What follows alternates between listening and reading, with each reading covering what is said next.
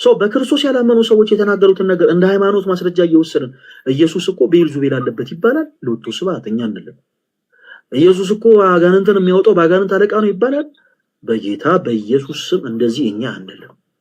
ኦኬ እነዚህ ሰዎች ያላመኑ ሰዎች ስለሆነ የተናገሩት በቃ ስህተት የተሞላ ቃል ነው። ለደና መጣ ተወዳጅ ወንድማችን በድጋሚ ከየት ቤተ እምነት ነበር የመጣኸው? ኦኬ ከሙሉ ወንጌል ቤተ እምነት ነው የመጣሁት። አሁን መቀጠል እንችላለን በእርሱ። እሺ ወንድማችን አሁን ለወንድማችን ባቀረበነው ሐሳብ ላይ ነው ወይስ ሌላ ሰው ሰራሽ ትምህርቶችን ዙሪያ ላይ ነው መልስ ለመስጠት የመጣኸው? ኦኬ አይ አልሰማሁም ነበር እንደመጣው ነው የገባሁትና ወንድማችን ጋር በምን ርዕስ እንደምታወራ አልተረዳሁም። እሺ ሌሎች ትምህርቶችን ከማንሳቴ በፊት ለወንድማችን ያነሳው አንድ ሐሳብ ነበረ። እኛ ፕሮቴስታንቶች ወንድሞች ከመጽሐፍ ቅዱስ ውጪ ሰው ሰራሽ የሆኑ ትምህርቶችን ያምናሉ ብለን እናምናለን።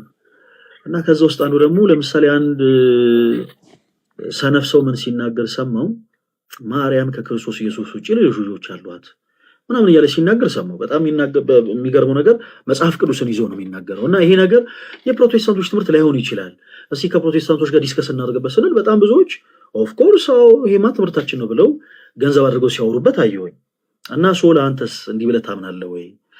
ወደ ሌሎች ሰው ሰራሽ ትምህርቶች ገብተንም እናወራለን። በዚህ ዙሪያ ላይ አንተ እንደዛ ብለህ ታምናለህ ወንድማችን ሶላ? ኦኬ አይ እኔ በዚህ ርዕስ ማውራት አልፈልግም። ምክንያቱም መጽሐፍ ቅዱስ ሲናገር ምን ይላል መሰለ? ወንጌል ስለ ልጁ ነው። እኔ አሁን ወንጌል ስለማን ነው ይቆል ልንገርህ። አሁን ማርያም ልጅ አላት የላትም ብለን ከኢየሱስ ክርስቶስ ሌላ ልጅ አላት የላትም ብለን ብናወራ አንድ የሚያጸድቀን አይደለም ትምህርቱ። እባክህን አንደኛ ነገር ለምንድን ነው ይሄን ያክል የተከፋው? የምናወራው እኮ መጽሐፍ ቅዱስ ላይ ስላለ ነገር ነው። ከይቅርታ ጋር አሁን ማንንም አያጸድቅም። ማንንም የምናወራው እኔ አሁን አንተ ጻድቅ ነህ ወይስ አይደለም የሚል ጉዳይም አላነሳውልህም። ወንጌል ስለከበደ ነው ወይንስ ስላየለ ነው ብዬም አልጠየቅኩም። ወንጌል ኦፍ ኮርስ ስለ ክርስቶስ ነው። ስለ ክርስቶስ ነው ወንጌል። ሰው በመጽሐፍ ቅዱስ ላይ ግን ደግሞ የተቀመጡ በጣም ብዙ ሐሳቦች አሉ። ለምሳሌ ጳውሎስ ሐዋርያ እንደሆነ መጽሐፍ ቅዱስ ነው የሚናገረው፣ ሌላ መጽሔት ሳይሆን። ኦኬ ይሄው ወንጌል ነው ጳውሎስ ሐዋርያ እንደሆነ የሚናገረው። ኦኬ እነ ማቴዎስ እነ ማርቆስ እነ ሉቃስ እነ ዮሐንስ ወንጌላውያን እንደሆነ የሚናገረው ይሄው መጽሐፍ ቅዱስ ነው፣ ይሄው ወንጌል ነው። እሺ ሶላ አሁን ስለነሱ ወንጌላውያን ናቸው ወይስ አይደሉም ስለ ኦፍ ኮርስ ናቸው ብለህ ነው የምትመልሰው። አይ ወንጌል ምናምን ብለህ ሌላ ድራማ አትሰራም። እና አንድ ጊዜ ድራማውን ምናምን ተወውና አሁን የጠየቅነው ወንጌል ስለማን ነው ብለን አይደለም። አንተ እንደዚህ ብለህ ታምናለህ ወይንስ አታምንም? የምታምን ከሆነ አምናለሁ፣ ማታምን ከሆነ አላምንም ትለናለህ ወንድማችን ቤኪ። ኦኬ እሺ አይ መጽሐፍ ቅዱስ አስረግጠው የሚናገረው ታምናለህ ወይስ አታምንም? እሺ ልንገርህ እኮ በአንድ ክፍል አይደለም ቢያንስ 3-4 ክፍል አለ። እኔ አሁን በመጀመሪያ ታምናለህ ወይስ አታምንም ነው የጠየቅኩህ። የነገርኩህ እኮ ነው ፈልጋት ናቲውስ። እየነገርከኝ አይደለም፣ ባጭሩ መልስልኝ። ታምናለህ ወይንስ አታምንም ባጭሩ? ማርያም ከኢየሱስ ውጪ ሌላ ልጅ አላት መጽሐፍ ቅዱስ እንደሚናገረው ከሆነ ታምናለህ። በጣም ጥሩ። እሺ እስኪ የመጽሐፍ ቅዱስ ማስረጃ ስጠኝ። አንድ ጊዜ ቅርታ ቤኪ እታች ኮሜንት ላይ ይቻለውና ኢንቫይት ሳረገ ላስገባ አልቻልኩኝም። ከላይቭ ውጣና ከእንደገና ወደ ላይቭ ገብተህ አንድ ቁጥር ጻፍልኝ፣ ሞዴሬተሮችም ያስገባዋል። ዮሐዴ እንኳን ደህና መጣ።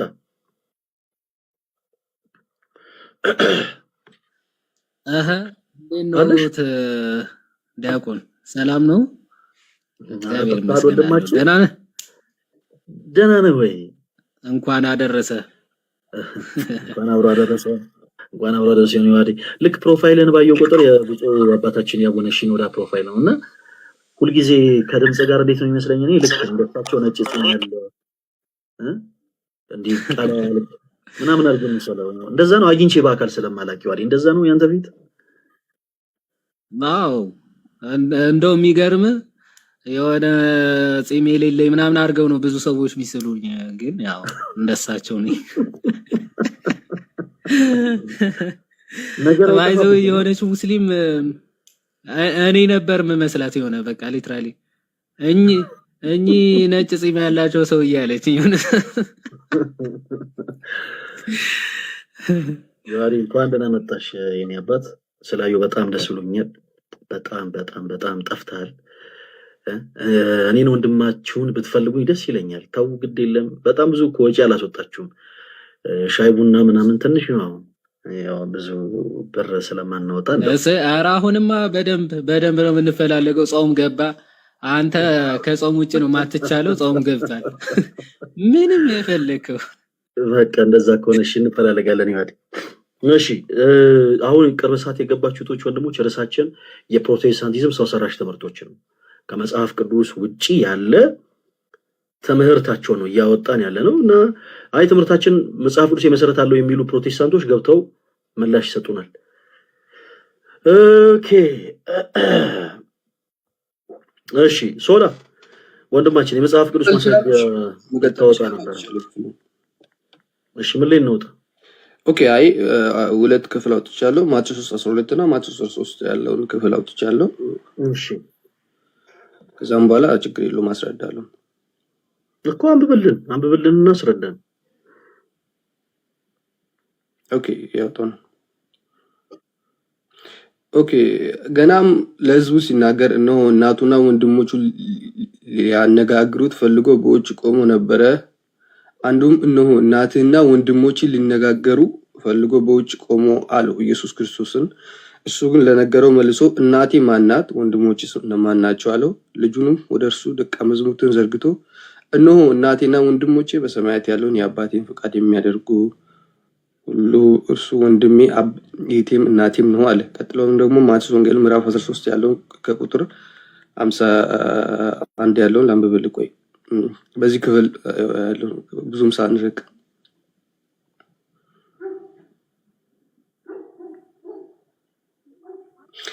ወደ ገዛ ሀገሩ መጥቶ እስኪገረም ድረስ በምኩራባቸው ያስተምራቸው ነበረ። እንዲህም አለ፣ ይህን ጥበብና ተአምራትን ይህ ከወዴት አገኙ? ይህ የጸራቢው ልጅ አይደለምን? እናቱስ ማርያም ትባል የለምን? ወንድሞችስ ያዕቆብና ዮሳ፣ ስምዖን፣ ይሁዳም አይደሉምን? እህቶችስም ሁሉ በእኛ ዘንድ ያሉ አይደሉምን? እንኪያስ ይህን ሁሉ ከወዴት አገኙ? ተሰናከሉበትም። ኢየሱስም ግን ነቢዩ በገዛ ሀገሩና ከገዛ ቤቱ በቀር ሳይከበር አይቀርም አላቸው። ባለማመናቸው ምክንያት በዚያ ብዙ ተአምራትን አላደረገም ብሎ ይላል ክፍሉ። እነዚህ ክፍል ስንመለከት ያው እዚህ ክፍል ላይ ወደዛ ሀገሩ መጥቶ ወንጌል ሲያስተምር ነበረ።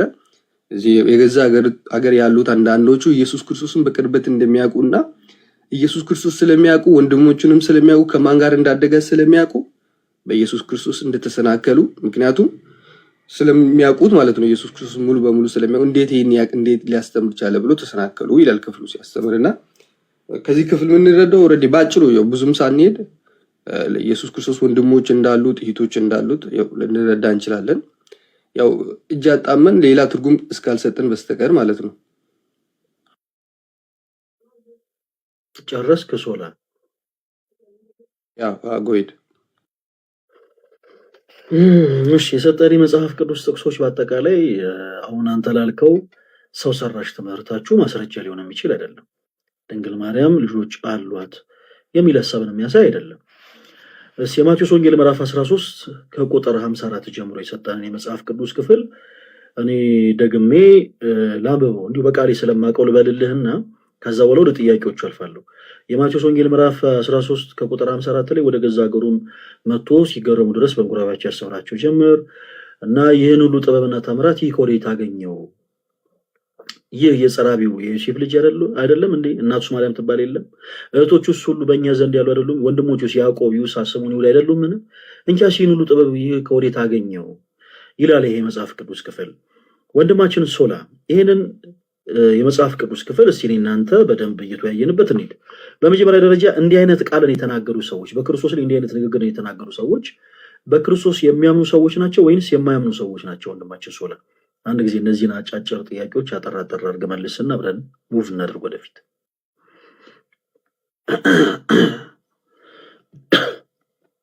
ሶላ ማይክን ክፈትና መልስልኝ፣ እየጠበቅን ነው። ይህንን ቃል የተናገሩ ሰዎች ይህን ሁሉ ጥበብና ተአምራት ይህ ከወዴት አገኘው ብለው ጥያቄ ጠየቁት። ይህ የጸራቢው የዮሴፍ ልጅ አይደለምን? እናቱስ ማርያም ትባል የለምን? ወንድሞቹስ ያዕቆብ፣ ይሁዳ፣ ስምዖን አይደሉምን? እህቶቹስ ሁሉ በእኛ ዘንድ ያሉ አይደሉምን? ብለው የተናገሩት እነዚህ ሰዎች በክርስቶስ የሚያምኑ ሰዎች ናቸው ወይንስ በክርስቶስ የማያምኑ ሰዎች ናቸው? ኦኬ በክርስቶስ አንድ ያላመኑት ናቸው፣ ግን በዛ ክርስቶስ ባደገበት በናዝሬት ከተማ ያደጉት ናቸው። አሁን ጥያቄ ነው የት ያደጉ ናቸው ብዬ አይደለም የጠየቁ። በክርስቶስ የሚያምኑ ሰዎች ናቸው ወይንስ የማያምኑ ሰዎች ናቸው? ፈለገ እንደዚህ አይመለስም እኮ። ምክንያቱም ምን መሰለህ እዚህ ክፍል ላይ የምናየው ወይስ አይደለም? ምክንያቱም ክርስቶስን በቅርበት ስለሚያምኑ ወይንስ አይደለም? ክርስቶስን በቅርበት ስለሚያምኑ ሊያምኑ አልቻሉም። ወይንስ አይደለም? ሶላ ኢትዮጵያዊ ነው ወይንስ አይደለም? ኢትዮጵያዊ ነኝ። እንዲህ ተብሎ አይጠየቅም አይደለም? መልሱ አየህ፣ ኢትዮጵያዊ ነው። ይሄንን ንግግር የተናገሩት ሰዎች በክርስቶስ የሚያምኑ ሰዎች ናቸው ወይንስ የማያምኑ ሰዎች ናቸው? ስለምናቸው ብቻ ሊጠየቁ። ምክንያቱም ኢየሱስን በቅርበት ስለሚያውቁ ተሰናከሉበት። ሰዎች እየነገርኩ የሚያምኑ ናቸው። ስለምነታቸው ነው የጠየቁ። ሊያምኑ አልቻሉም። ምክንያቱም ክርስቶስን በቅርበት ስለሚያውቁ። ቴንክ ዩ። በቃ እንዲህ ነው የሚመለሰው። የሚያምኑ ሰዎች አይደሉም። እሺ፣ በጣም ጥሩ፣ ትክክል ነህ። አንተ የተናገርከውም ትክክል ነህ። መጽሐፍ ቅዱስም ይናገራል። ለመመለስ ተሽኮረመምክ እንጂ የመጨረሻው የመጽሐፍ ቅዱስ ክፍል ላይ ምን ይላል መሰለህ? ባለማመናቸው ምክንያት ባለማመናቸው ምክንያት በዛ አንዳች ታምር ሳያደርግ ሄደ ይላል ጌታችን ኢየሱስ። የማያምኑ ሰዎች ናቸው፣ የሚያምኑ አይደሉም። እሺ፣ የማያምኑ ሰዎች የተናገሩት ይህ ንግግር የንቀት ቃል ስለሆነ ጌታችን ኢየሱስ ክርስቶስ ቁጥር 57 ላይ ምን አለ? ነቢይ ከገዛ ሀገሩ በቀር ሳይከበር አይቀርም አላቸው ይላል። ኦኬ፣ ወደ ገዛ ሀገሩ ነው የመጣው። አንተ እንዳልከው እዛ እርሱ ባለበት ሀገር ላይ የነበሩ ህዝቦች ናቸው።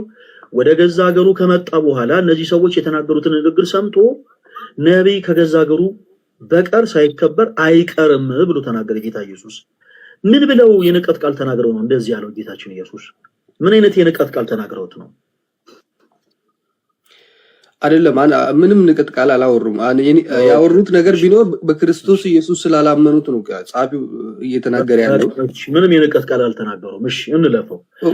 የመጨረሻ አንድ ነገር ባይዞ ልንገር፣ ማወቅ ያለብህ አስወረኝ መረሽ ማስወራ ልክ አንተ ስታወራ አይ የምትጠይቅን ብቻ። አሁን እኔ ልክ ሲጀምር መሀል ላይ አስወራኝ። ቆይ አንዴ እኔ መናገር ፈልገው ነገር ምናምን እንደዛ አትበል። ይኸውልህ አንተ ቅድም ስታወራ ትክክሉን አይደለም ያደመጥኩ። የአባጤ ቆጡን ስታወራ በቃ መጨረስ ስላለብህ ብቻ ነው ጸጥ እያደመጥኩ። ስለዚህ አንተም ተረጋጋ እሺ። አሁን እኔ ሶስተኛ ጥያቄን የመጨረሻ ጥያቄ ላቀርብልህ ነው። ስለዚህ አዳምጥ። እዚህ የመጽሐፍ ቅዱስ ክፍል ላይ ቁጥር 55 በኋላ ላይ ምን ይላል? መጨረሻ ላይ ይህ የጸራቢው የዮሴፍ ልጅ አይደለምን? እናቱስ ማርያም ትባል የለምን? ወንድሞቹስ ያዕቆብ፣ ይሁዳ፣ ስምዖን፣ ይሁዳ አይደሉምን? እህቶቹስ ሁሉ በእኛ ዘንድ ያሉ አይደሉምን? እንኪያስ ይህን ሁሉ ከወዴት አገኘው ብለው ምን አሉበት ይላል ሐዋርያው ሲናገር እዚህ ክፍል ላይ። እስኪ አንብብልኝ። ተሰናከሉበት ይላል። ተሰናከሉበት። በጣም ጎበዝ ልጅ ሶላ፣ በጣም ጎበዝ ልጅ። እሺ፣ ምን ብለው ነው በክርስቶስ ላይ ተሰናከሉት? አሁን ቅድም መልሼ እላለሁ እኮ ክርስቶስን በቅርበት ስለሚያውቁ ሊቀበሉ አልቻሉም። ምክንያቱም ከነሱ ጋር ለምን አልተቀበሉትም አይደለም የጠየቁ ወንድሞቹ ስለሚያውቁ ነው የተሰናከሉት። በክርስቶስ ላይ የተሰናከሉት የሆነ ነገር ተናግረው ነው የተሰናከሉት። ቅዱስ ማቴዎስ እንዲህ ብለው ይኸው ተሰናከሉ ብሎ አስቀምጧል። ምን ብለው ነው የተሰናከሉት? ተናግረው የተሰናከሉትን ነገር ምክንያቱም ምን መሰለህ እነሱ አሁን የተሳሳቱት አንድ የጸራቢው ዮሴፍ ልጅ አይደለም ብሎ ነው ያሉት። ኢየሱስ ክርስቶስ የጸራቢው ዮሴፍ ልጅ አይደለም። እሺ፣ ሲቀጥል ደግሞ ሊቀበሉ አልቻሉም እሱ የእግዚአብሔር ልጅ እንደሆኑ መጽሐፍ ቅዱስ ቀጥሎ አቋረጥከው እኮ። አሁን ምን ብለው ነው የተሰናከሉት አልኩ? የጸራቢው ልጅ የዮሴፍ ልጅ አይደለም ያሉ። አንድ ጎበዝ፣ ትክክል። ሌላም የተናገሩትን ስህተት አውጣልኝ። ምን ብለው ነው የተሰናከሉት በኢየሱስ ላይ? ሌላ የተሰናከሉት እየነገርኩህ እኮ ነው። አምላክነቱ ሊቀበሉ አልቻሉም። ምክንያቱም የቱ ጋር ነው አምላክነቱን ያልተቀበሉት? ሊቀበሉ አልቻሉም። ነቢይ በገዛ ሀገሩ አይከበርም ብሎ አይደል ኢየሱስ ክርስቶስ የተመለሰው እኮ። ምን ብለው ነቢይነቱን እንኳን ጭራሽ ሊቀበሉ አልቻሉም በኢየሱስ ክርስቶስ ተሰናክለው። ጂሰስ።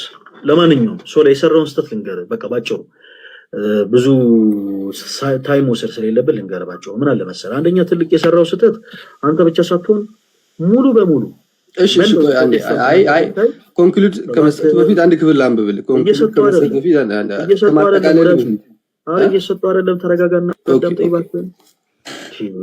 ወደፊት እኮ ሙቭ ልናደርግ ነው። ሌሎችን ጥቅሶች አውጥተህ ልትሰጠኝ እፈልጋለሁ። ብራዘር ተረጋጋና አዳምጠኝ። አንተ ብቻ ሳትሆን እያንዳንዱ ፕሮቴስታንት በጣም እየተሳሳተ ያለበት ትልቁ የመጽሐፍ ቅዱስ ጥቅስ ይሄ ነው። ድንግል ማርያም ሌሎች ልጆች አሏት የሚልን ሐሳብ ይናገራሉ። ሰው ሰራሽ የምንለው ለዛ ነው። እኛ መጽሐፍ ቅዱስ የመሰረት ስለሌለው የመጽሐፍ ቅዱስ ማስረጃ አውጡ ሲባሉ በክርስቶስ ያላመኑ ሰዎች የሚናገሩትን ጥቅስ አውጥቶ ይሰጡናል። ቅድም አንተ እንዳልከው እነዚህ ሰዎች በክርስቶስ ያላመኑ ሰዎች ናቸው። በክርስቶስ ያላመኑ አይሁዶች ስለ ኢየሱስ የተናገሩትን ነገር እንደ ሃይማኖት ማስረጃ ተደርጎ አይወሰድም። ይሄ የሞኝ ስራ ነው። ለምሳሌ ያክል የማርቆስ ወንጌል ምዕራፍ 3 ቁጥር 22 ጸጥ በል ፕሊስ፣ እስኪጨርስ አዳምጠኝ ወዳጄ። ከዛ በኋላ ስህተቴን ለቅመ ይኸው እንዲህ ብለህ ነበር ትለኛለህ፣ እባክህን አዳምጠኝ ጌታ ሆይ። የማርቆስ ወንጌል ምዕራፍ 3 ከቁጥር 22 ላይ እነዚሁ በክርስቶስ ያላመኑ ሰዎች ጌታችን ኢየሱስ ክርስቶስን ብዔልዜቡል አለበት፣ በአጋንንት አለቃ ደግሞ አጋንንትን ያወጣል ብለው ተናግረው ነበር። በክርስቶስ ያላመኑ ሰዎች የተናገሩትን ነገር እንደ ሃይማኖት ማስረጃ እየወሰድን ኢየሱስ እኮ ብዔልዜቡል አለበት ይባላል፣ ሎቱ ስብሐት እኛ እንልም። ኢየሱስ እኮ አጋንንትን የሚያወጣው በአጋንንት አለቃ ነው ይባላል፣ በጌታ በኢየሱስ ስም እንደዚህ እኛ አንልም። እነዚህ ሰዎች ያላመኑ ሰዎች ስለሆኑ የተናገሩት በቃ ስህተት የተሞላ ቃል ነው። ለዛ ነው ሐዋርያው ሲናገር የተናገሩትን ንግግር ከጻፈ በኋላ ተሰናከሉበት ብሎ ያስቀምጠው። ለዛ ነው ምን ብለው ነው የተሰናከሉበት? ሁሉም የተናገሩት ንግግር በአጠቃላይ ስህተት ነው። የጸራቢው የዮሴፍ ልጅ ብቻ ያሉት ሳይሆን የማርያም ልጅ ያሉት ስህተት ነው። ወንድሞቹ ያሉት ስህተት ነው። እህቶቹ ያሉት ስህተት ነው። እንዴ ጌታችን ኢየሱስ የማርያም ልጅ አይደል እንዴ ስንል ኦፍኮርስ አዎ ነው። እነሱ ሲሉት ግን እንዴት ስህተት ሆነ ስንል እኛ በክርስቶስ የምናምን ሰዎች ኢየሱስን የማርያም ልጅ ስንለውና እነዚህ ክፉ አይሁዶች ኢየሱስን የማርያም ልጅ ሲሉት እንለያያለን። ጋይስ እንለያያለን። እኛ በክርስቶስ ኢየሱስ የምናምን ሰዎች ያለ ዘራ ብሲ ከግብረ መንፈስ ቅዱስ ከማርያም የተወለደ ነው ብለን አምነን ነው ኢየሱስን የማርያም ልጅ የምንለው። እነዚህ በክርስቶስ የማያምኑ ክፉ አይሁዶች ደግሞ በክርስቶስ ላይ የተሰናከሉ የተሳሳቱ እነዚህ ክፉ አይሁዶች ደግሞ ክርስቶስ ኢየሱስ በዘራ ብሲ ማለት በሰው ፈቃድ ከዮሴፍና ከማርያም እንደተወለደ አድርገው ነው የሚያምኑት። የተናገሩት ንግግር በአጠቃላይ ስህተት ስለሆነ ነው ሐዋርያው ተሰናከሉበት ያለው። ዛሬም ያላችሁ ፕሮቴስታንቶች እባካችሁ በኢየሱስ ላይ አትሰናከሉ። ይሄ ጥቅስ ማርያም ልጆች አሏት ብላችሁ ለመስጠት እየዳዳችሁ እዚህ ጋር እየተጠቀማችሁ ያለው ቃል ግን በአጠቃላይ ከሃዲዎች የተናገሩትን ቃል ነው። በኢየሱስ ላይ የተሰናከሉ ሰዎች የተሰናከሉበትን ቃል ነው አውጥታችሁ እየሰጣችሁ ያላችሁ። ይሄ መጽሐፍ ቅዱስ ክፍል ላይ እንመልከት። የጸራቢው ልጅ አይደለም ምን ይላል? የኢየሱስ ክርስቶስ አባት ማን ነው ስንል የባህሪ አባቱ እግዚአብሔር አብ ነው። የባህሪ አባቱ እግዚአብሔር አብ ሆኖ ሳለ እነዚህ ሰዎች ግን አባቱ ጸራቢው ዮሴፍ ነው ብለው ተናገሩ። ለምን? ሁለት መሰረታዊ ችግር ስላለባቸው አይሁዶች። አንደኛ ያለ ዘራ ብሲ ከግብረ መንፈስ ቅዱስ ከድንግል ማርያም ተወልዷል ማለትን አይፈልጉም። ሁለተኛ ጴጥሮስ የመሰከረውን ምስክርነት በፊልጶስ ቂሳሪያ ጴጥሮስ የመሰከረውን ምስክርነት መመስከር አይፈልጉም። ያም ደግሞ ምንድነው? ኢየሱስ ክርስቶስ ወልደ እግዚአብሔር ሕያው ኢየሱስ ክርስቶስ የእግዚአብሔር አብ ልጅ ነው ማለትን አይፈልጉትም። የሕያው የእግዚአብሔር ልጅ ነው ማለትን አይፈልጉም። ስለዚህ እነዚህ ሰዎች ምን ብለው ተናገሩ? በንቀት ቃል በደንብ አዳምጡ። ወደ ገዛ ሀገሩ ነው የመጣው። ወደ ገዛ ሀገሩ ሲመጣ ባወኩሽ ናኩሽ አይነት ቃል ንግግርን ተናገሩ። ለምሳሌ ይሁድ እኛ ሶሻል ሚዲያ ላይ ያለን ሰዎች እናከብረዋለን፣ በጣም ልዩ ቦታ እንሰጠዋለን። በጣም በመንፈስ ቅዱስ የምንወደው ወንድማችን ነው። እርሱ ያደገበት ትምህርት ቤት ላይ ግን የሚያውቁት ሰዎች ምን እሱ እናውቅ የለ እንዴ ምን ከኛ ጋር እኮ እንደዚህ በልቷል፣ ከኛ ጋር እኮ እንደዚህ ጠጥቷል ብለው የንቀት ቃልን ይናገራሉ። እንደዚህ አይነት ሰዎች የሚናገሩት ንግግር ይሁዳን ለማግነንና ለማክበር ሳይሆን ሐቅን ለመናገር ሳይሆን ባወኩሽ ናኩሽ መንፈስ ነው። እናውቀዋለን የተለየ ነገር የለውም ለማለት ማለት ነው። ስለዚህ ኢየሱስንም እናውቀዋለን፣ እሱ የእግዚአብሔር ልጅ አይደለም፣ በቃ የምናውቀው ሰው ነው፣ ምንም ሌላ ወከብ አትፍጠሩ ለማለት ምን አይነት ቃልን ተናገሩ? አባቱ ዮሴፍ አይደል ወይ? እናቱስ ማርያም ትባል የለም ወይ? ወንድሞቹስ ያዕቆብ፣ ይሁዳ፣ ስምዖን፣ ይሁዳ አይደሉም ወይ? እህቶቹስ ሁሉ በእኛ ዘንድ ያሉ አይደሉም ወይ ብለው ተናገሩ። የተናገሩት ንግግር ትክክል ስላልሆነ ሐዋርያው ተሰናከሉበት ይላል። ስለዚህ እነዚህ ሰዎች የተሰናከሉበትን ጥቅስ አንተ እንደማስረጃ አድርገህ እንዳሰጥ፣ ሌላ የመጽሐፍ ቅዱስ ማስረጃ ካለ አውጣልን። በዚህ የመጽሐፍ ቅዱስ ማስረጃ መሰረት እናወራለን። ኦኬ እሺ፣ ችግር የለውም። ያንን ካልተቀበልክ ሌላ በተለይ አንተ መቀበል የለብህም። ኦኬ፣ ችግር የለውም። ሐዋርያው ተሰናክለውበታል ብለዋል። እሺ፣ እነሱ በተሰናከሉበት ጉዳይ አንተ መሰናከል ትፈልጋለህ? አልገባኝም። እኔም መሰናከል አልፈልግም። እሺ፣ ስለዚህ ይሄንን ተውና የመጽሐፍ ቅዱስ የሃይማኖት መመስረቻ የሚሆን ከሃዲያን ያልተናገሩት ብዔልዜቡል አለበት የአጋንንት አለቃ አለበት ያሉ ሰዎች ያልተናገሩትን ንግግር አውጥተ በመጽሐፍ ቅዱስ የማስረጃ ይሄው እዚህ ክፍል ላይ ይሄው ድንግል ማርያም ሌሎች ልጆች እንዳሏት ይናገራል የሚል የመጽሐፍ ቅዱስ ማስረጃ ይሰጣል። ቀጥል እሺ እንሰማለን። ችግር የለውም። ከ10 በላይ ጥቅስ ላመጣ ይችላል። ድንግል ማርያም ሌሎች አንተ ልጆች ጎበዝ ልጅ ስለሆን እንደነበሯት ከሀያም ማለት ነው። ታመጣለህ። በቃ አሁን እሺ ወደ ግድ ማርቆስ ወንጌል ምዕራፍ 15 ከቁጥር 40 እስከ 41 እንደዚህ ይላል። ሴቶችም ደግሞ በሩቅ ሆነው ይመለከቱት ነበረ። ከእነርሱም በገሊላ ሳሉ ይከተሉትና ያገለገሉት የነበሩ መግደላዊት ማርያም፣ የታናሹ ያዕቆብ የዮሳም እናት ማርያም፣ ቅድም የተጠቀሱትን አይታል ቃል በቃል የዮሳ ያዕቆብ የታላቁም ያዕቆብ የዮሳም እናት ማርያም፣ ታናሹ ማን የክርስቶስ ታናሹ ማለት ነው። የታናሹ ያዕቆብ የዮሳም እናት ማርያም ሴሎምም ነበሩ። ከእርሱም ጋር ወደ ኢየሩሳሌም የመጡ ሌሎችም ብዙ ሴቶች ነበሩ ብሎ ይላል ክፍሉ። እዚህ ክፍል ቃል በቃል እንደምንመለከት ራሱ የኢየሱስ ክርስቶስ ታናናሾችም እንደነበሩ እንደገና ደግሞ ያዕቆብ እዛ ክፍል የተጠቀሱትም እዚህም ቃል በቃል ተጠቅሰዋልና ስለዚህ ለኢየሱስ ክርስቶስ ለማርያምም ወንድሞች እንደነበሩ ከ10 በላይ ጥቅስ ላመጣል ይችላል። ችግር የለውም አምጣልኝ ካልክ ማለት ነው። አንተ ጀግና ነህ። እንደውም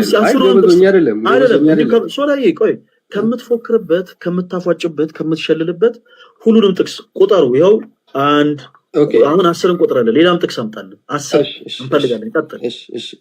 10 ካላመጣ ሼም ነው፣ ሼም እንላለን። እሺ አመጣላለሁ፣ ችግር የለውም። እሺ ምን ላይ እናውጣ? ሌላስ ሁለተኛ ቆይ ያወጣውልህ ነው። እሺ ኦኬ ይሄን ክፍል ራሱ በማቴዎስ ወንጌልም አለ። አየህ የትኛው ክፍል?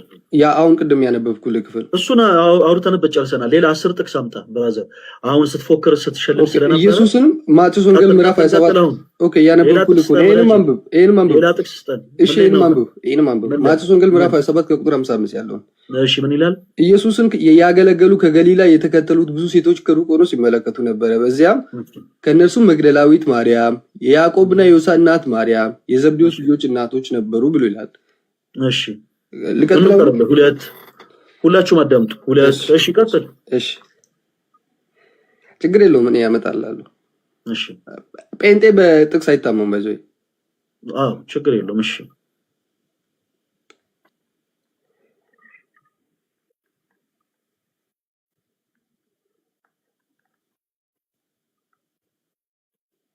ኦኬ ሐዋርያ ማን ነው? የሐዋርያ ስራ ላውጣለህ። እሺ ምዕራፍ 1 ከ10 በላይ ብሎ ኦኬ ላውጣለህ። ሁለተኛው ላይ እንደዚህ ወራጅ ዮሐዴ ቆይ ከሱ ጋር ያወራው ነው፣ ከእስጢፋኖስ ጋር ያወራው ነው። አንዴ ጣልቃባት ዮሐድ ማውራት ይችላል። ዮሐድ ማውራት ይችላል። አሁን ጸጥ በልና ማስረጃን ቀጥል። ማስረጃውን አምጣና እኔ እኮ ገርሞኝ እኮ ነው ከ10 በላይ ቆይ አንዴ ቅድም ሁለተኛው ላይ ለምን ዮሐዴ ከኔ ጋር በደቂቃ ታወራለህ? ቀጥል። ኧረ ማምለጥ እሺ አሁን የለም አላትም የሚለውን ነገር ከኔ ጋር በደቂቃ ታወራለህ? ኧረ ቀጥል። ማስረጃውን ጨርስ መጀመሪያ። አጣህ እንዴ? ኦኬ ሐዋርያ ሥራ ምዕራፍ 1 ከቁጥር 12 ያለውን ላንብብ። በዚያም ጊዜ ደብረ ዘይትም የሚባለው ተራራ ወደ ኢየሩሳሌም ተመለሱ። እርሱም የኢየሩሳሌም ሰንበት መንገድ ያህል የራቀ ነው። በገቡም ጊዜ ወደሚኖርበት ሰገነት ወጡ። ጴጥሮስ፣ ዮሐንስ፣ ያዕቆብም፣ እንድርያስም፣ ፊልጵስዩስም፣ ቶማስም፣ በርተሎሜዎስም፣ ማቴዎስ፣ ፊልጵስዩስ ልጅ ያዕቆብ፣ ቀናተኛ የሚባለው ስምዖን፣ ያዕቆብ ልጅ ይሁዳ፣ እነዚህ ሁሉ ሴቶች ከኢየሱስ ከእናት ማርያም። ሁሉንም በስማችሁ ከጠቀሰ በኋላ እዚህ ክፍል ደግሞ ምን ይላል? እነዚህ ሁሉ ሴቶችና የኢየሱስ እናት ማርያም ከወንድሞቹም ጋር ከማን ወንድሞች? ከኢየሱስ ወንድሞች ጋር በአንድ ልብ ሆኖ በጸሎት ይተጉ ነበረ ብሎ ይላል ክፍሉ ሲናገር። ያኞቹን ሁሉ ቃል በቃል በስም ከጠቀሳቸው በኋላ እዚህ ክፍል ላይ ደግሞ ቅድምም እንደተጠቀሰው የኢየሱስ ክርስቶስ እናትና ወንድሞችን ብሎ ይናገራል።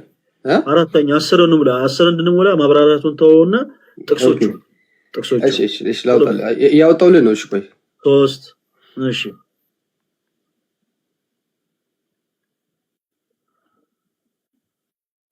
ሰጣልክ እኮ ቀጥል እንጂ ሶስተኛው ወራጅ ያላት በል እንጂ። ኦኬ ያነበብኩልህ እኮ ነው። 5 ነው በአጠቃላይ። ቅድም 2 አንብቤልሃለሁ። ሁላችሁም ኮሜንት ላይ ወራጅ ያለ እያላችሁ ጻፉ። እስከዛ እሺ አይደለም ችግር የለውም። 10 አመጣላለሁ ቤት ቃል ገብቼ እላለሁ። አሳያለሁ። አምጣለን። እሺ ያወጣውልህ እኮ ነው።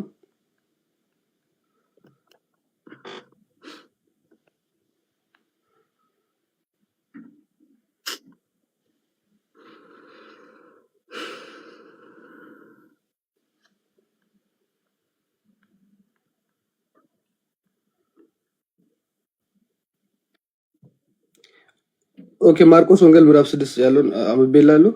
እሺ ማርቆስ ወንጌል ምዕራፍ 6 4 እሺ ሌላ ጥቅስ ስጠን። ኦኬ ኢየሱስ ኦኬ ማርቆስ ያለውን ታውቃለህ? ኦኬ ካወቃችሁ እሺ ልቀጥል። ሌላ 4 አይደለም 6 ነው። 4ኛ ጥቅስ ነኝ። እሺ እንደዛ ከሆነ ልድገምልህ።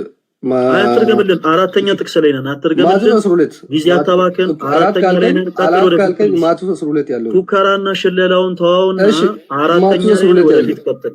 ማቴዎስ 12 ያለው እሺ ማቴዎስ 12 5 ማቴዎስ 13 ያለው ማቴዎስ 13 ያለውን አውርተንበታል። ብራዘር ሌላ ማስረጃ አምጣልህ። ሌላ ማስረጃ ፕሊስ አመጣለሁ። 5 ላይ ነህ ዮሐንስ። ከዛ ዘመዶች ሰላም ናቸው? እንዲህ ዘመድ አዝማድ እንጠያየቀን እናንተ እስከዛ ከባድ እንደዚህ አታሰነቀቅ። 10 በላይ ጥቅስ በላይ ከባድ ነው። እስቲ ያውጣው ነው። ስማ እኔ ስለ ማርያም ለምን ብዙ አልተጻፈም ይሉን ለካ 10 በላይ ጥቅስ ራሳል እንዴ እሺ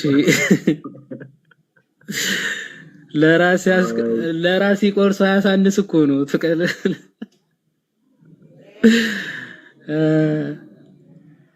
ትንሽ እኔ የሚጎረር ስለማይመቼ ነው ፐርሰናል ይዋሪ በጣም ማለት ውይይታችን ከተቀጠል ደስ ይለኝ ነበር ግን ይሄ የሆነ መጽሐፍ ቅዱስን 2% እንኳን ያላነበበ ሰው ኦኬ ዮሐንስ ላይ እንዳነበበ ሰው አክሰስ ያደርግ በጣም ነው የሚያበሳጨው። እኔ 10 ካወጣው በኋላ ችግር የለውም። ለይዋድን አይደለም እኔ ለይዋድን ሰባተኛ ላይ እየነገርኩ ነው። አንተ ሰው እስክትፈልግ እያወራን ቆይተን ዮሐንስ ወንጌል ምዕራፍ 9 ቁጥር 5 ያለው ነው ማለት ይችላል። አትቀውጠው። ቆይ እሺ ሂድ ቀጥል። ዮሐንስ ወንጌል ምዕራፍ 19 ቁጥር 5 ያለው ነው። እሺ ይዋል ቀጥሉ። አንተ ቀጥል ከሶላ ጋር ኧረ እንቁጠርለት እስቲ ስንት ነው ይሄ? 4 አይደለም 7 ነው። 7 ነው። 5 7 ነው። 7 አላለም። 6ኛ ነው። 12ንም ተቆርጥሮ ሆኖ አይ ሚን 13 አወራችሁበታል። ከዛ በኋላ ነው ከ10 በላይ ይሰጣል ያለው። የ13 ጨርሳችሁ ማለት ነው። ማቴዎስ 12 ማቴዎስ 27 ማርቆስ 6 ሐዋርያት ሥራ ምዕራፍ 1 ዮሐንስ ቶታሊ 5 አይደለም 4 አይ 7 ነው። በአጠቃላይ ቁጥር ያው እያስቆጠርኩ እኮ ነው። ማቴዎስ 27 ማቴዎስ 12 ማርቆስ 6 ልንገር አንዴ ልንገርሽ ማቴዎስ 2 ማቴዎስ 3 ማርቆስ 15 ማርቆስ 6 አትበል እንጂ ቆይ አንዴ ቀስ ብለህ ተናገር። ስንት ነገርኩህ እኮ ቅድም ጀምር። አንድ ማቴዎስ 12 ማቴዎስ 13 ማቴዎስ 13 አውርታችሁ አማርኛ የምትሰማ ከሆነ ፓፓ ስማኝ። ማቴዎስ 13 አወራችሁና ከዛ እንደማያዋጣ ማለት በቃ ተመለሰ። ለማይሆን ጥቅስ ነበር ያነሳው። ቶ ችግር የለውም እኔ ከ10 በላይ አነሳልሃለሁ አልክ አይደል? ስለዚህ ከ13ን ተውና 13ን ትተህ ከ13 ውጪ እስከ 10 በላይ ጠይቃቸው። በኮሜንት ይመልሱልሃል። ጠይቃቸው ስንት ነው ጠይቃቸው። አንዴ ቆይ አንዴ። ስለዚህ ማቴዎስ 12 ያዝኩልህ። ቀጥል። ማቴዎስ 12 1 በኮሜንት ላይ እንዲጽፉ ጠይቃቸው። ሌላ ጥቀስ። በኮሜንት ላይ ጥቀስ። አንድ እየቆጠርኩኝ ነው። አስቆጥረ። ማቴዎስ 12 1 ሂድ።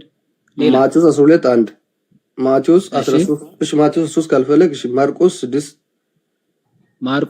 2 ማርቆስ 6 ብላል። ማርቆስ 15 አይ ቲንክ ቆይ ክፍሉን ላውጣልህ። ማርቆስ 15 ስንት? ቆይ ክፍሉን ላውጣልህ። እሺ ዮሐንስ 16 ማርቆስን ተውከው እየመለስኩልህ እኮ ነው። ማርቆስ ላውጣልህ እኮ አልኩህ እኮ። እሺ ዮሐንስ ስንት? ዮሐንስ 16 ዮሐንስ 16 ስንት?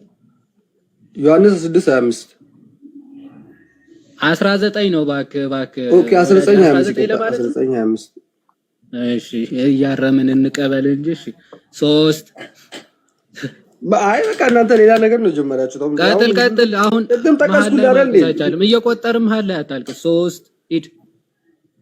ሐዋርያት ሥራ 1 እሺ ሐዋርያት ሥራ 1 4 እሺ ሐዋርያት ሥራ 1 ብላ ሉቃስ ቆይ እሺ 4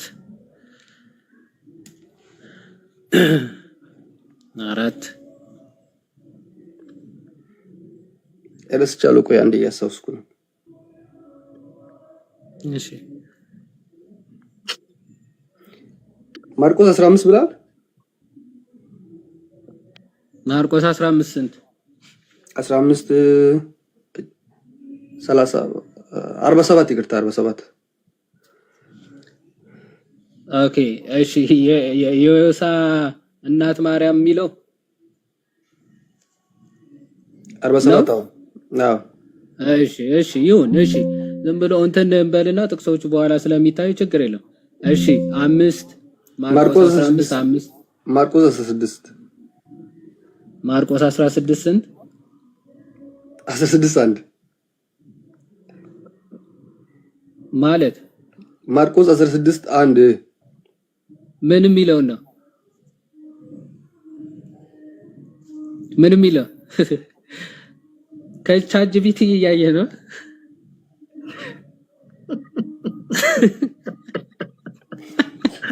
ለምን በደቂቃ እናውራ? ምን እናንተ አልኩ ዮሐዴ ለምን በደቂቃ እናውራ? አይ በቃ ቆይ አረ ከዚህ በላይማ ምን እንዴ ይሄን ያክል ምንድነው መሰለህ ወንድማችሁ ሶላ አሁን ማይክ ስለከፈትከው መውራት አትችልም። ተረጋጋ። ሌላ ጊዜ ስትመጣ አትለጠጥ። በቃ ይሄ መለጠጥ ምናምን ይሄ እንደን ባህሪ እኛ ምንድነው መሰለህ ይደክመናል፣ ማስተናገድ አንችልም። ፉከራ ሽለላን ምናምን ተው። በቃ አሁን እኮ አንተ መሰጣቸው መጽሐፎች ማስረጃዎች በቂዎች ናቸው ለማውራት ለመወያየት። ትክክል ሆኑም አልሆኑም አንተ ለኛ የምትሰጣቸው መጽሐፎች ማስረጃዎች በቂ ናቸው። ተወዳጅ ወንድማችን ሶላ እና የሆነ የመጽሐፍ ቅዱስ 2% እንኳን ያክል ሳታነብ ከዘፍጥረት እስከ ዮሐንስ ራዕይ አንብቦ እንትን እንዳለ ሰው አክት አታደርግ። በቃ ይሄ በጣም የሚያስጠላ ባህሪ ነው። በቃ አየንህ መዘንህ አታውቅም። በቃ ምን እናደርግ ከዚህ በላይ። ስለዚህ ተወዳጅ ወንድማችን ሌላ ጊዜ ፕሊስ እንዳትለጠጥ። ይሄ መወጣጠር፣ ይሄ መፎከር፣ መሸገር ምናምን ቆይ አይደለም። አሁን ምንም አያምርብህም። አሁን ብሶት ራሱ ደባሪ የሆነ ብሶት ነው። ቆይ ተረጋጋ። አሁን ይሄ ብሶት ራሱ ደባሪ የሆነ ብሶት ነው። አሁን ብሶት ጩኸት ራሱ እና ፕሊስ ሌላ ጊዜ እንዲህ አይነት ነገር እንዳታረግ። እሺ ቀደም እንዳልኩ ከኛ ጋር ለመውላት ከኛ ጋር ለመወያየት ፉከራ ሽለላ ምናምን አያስፈልግም። ቅድም እንዳልኩ በቃ መዘንህ አየን አታውቅም። ተወዳጅ ወንድማችን ሶላ ቆይ ተረጋጋ። ሆነ ተረጋጋ ፕሊስ። ከዚህ በኋላ የምናደርገው ምንድነው? ለሆኑ ሐሳቦች በመጽሐፍ ውስጥ ማስረጃዎች የምትሰጣን ምላሾች ብቻ በቂ ናቸው። አክትህን አቁም ለማለት ያክል ነው። ትወና ላይቭ ላይ አይቻልም። ኦኬ መወጣጠር ከፈለክ የሆነ እንደ አክተር መሆን ከፈለክ የሆነ ቲያትር ላይ የሆነ ፊልም ቦታ ላይ ምናምን እንደዛ ሆነ መተወን ትችላለህ። እና ፕሊስ ላስጠነቀቅ ፈልጌ ነው። አክቱን ትወናውን ትተውና መለጠጥን ታቆምና ስርዓት ባለው መልኩ ከኛ ጋር ትወያያለህ። ኦኬ ዮሐዴ ቀጥል ከወንድማችን ጋር። ኦኬ እሺ መጀመሪያ ማርቆስ 15 ቆይ አንዴ ቆይ በማርቆስ 15 ያለውን ታስረዳኝና ከዛም በኋላ ወደ ሌላ ሐሳብ መሄድ እንችላለን። እሺ አስረዳለሁ። ማርቆስ 15 ባይ ዘ ወይ በደንብ ነው ማስረዳ ጠያቂ ሆነ ከመጣ ማለት ነው። ምንም ችግር የለው። እሺ ከዛ በፊት ግን አንድ ጥያቄ ልጠይቅ።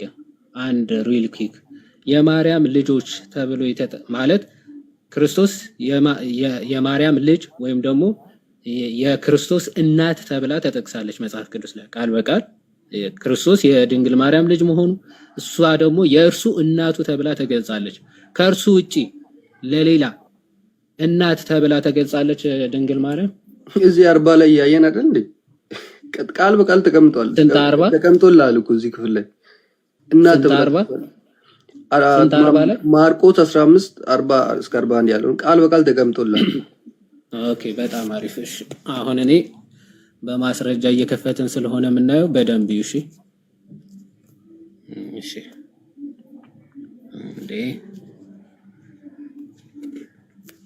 እሺ ማርቆስ 15:40 ከፍቼ ይላል። ሴቶችም ደግሞ በሩቅ ሆነው ይመለከቱ ነበረ፣ ከእነርሱም በገሊላ ሳለ ይከተሉትና ያገለግሉት የነበሩ ይላል። አሁን ክርስቶስን በገሊላ ሳለ ይከተሉትና ያገለግሉት የነበሩ ሴቶች መካከል ነች ድንግል ማርያም ወይስ እናቱ? ቀጥል፣ ችግር የለውም ቀጥል። አንብብ፣ ክፍሉን አንብብ። ቆይ እያጠራን ነው እኮ የምንሄደው። ጠቀስክ አይደለ? ስለዚህ ከጠቀስክ እያንዳንዱ እያጠራን ነው የምንሄደው። እሺ ከእነርሱ ሚልና በገሊላ ሳለ ይከተሉትና ያገለግሉት የነበሩ ብሎ መግደላዊት ማርያም፣ የታናሹ የያዕቆብና የዮሳ እናት ማርያም የሚላት ማለት ነው። ስለዚህ ይከተሉትና ያገለግሉት ከነበሩ ሴቶች መካከል ነች ድንግል ማርያም። የሚከተሉትም አሉ የሚያገለግሉትም አሉ። ሁለቱም ነገር ያደርጋሉ ማለት ይከተሉና ያገለግሉት የነበሩ ነው የሚለው። ይከተሉትም ያገለግሉትም የነበሩ ሴቶች ናቸው እነዚህ። ድንግል ማርያም ትከተሉና ታገለግለው የነበረች ሴት ነች ወይ? ኦኬ፣ ድንግል ማርያም ኢየሱስ ክርስቶስን ወልዳ ሌላ ምንም አላደረገችም ነው የምትለው ወይስ እንዴት ነው? አልገባኝም። ይከተሉትና ያገለግሉት ከነበሩ ሴቶች መካከል ድንግል ማርያም ነች ወይ? መጽሐፍ ቅዱስ ቃል በቃል ያስቀምጥልሃል። አዎ ኦፍ ኮርስ። በገሊላ ሳለ ነው ድንግል ማርያም የተከተለችው? ኦኬ፣ እሺ፣ አይደለም ካልክ ማስረጃ ማውጣት ትችላለህ፣ ችግር የለውም። አንብብ። በገሊላ ነው የተከተለችው ድንግል ማርያም? አልተከተለችም የሚል ካለ አውጣ አልኩህ እኮ።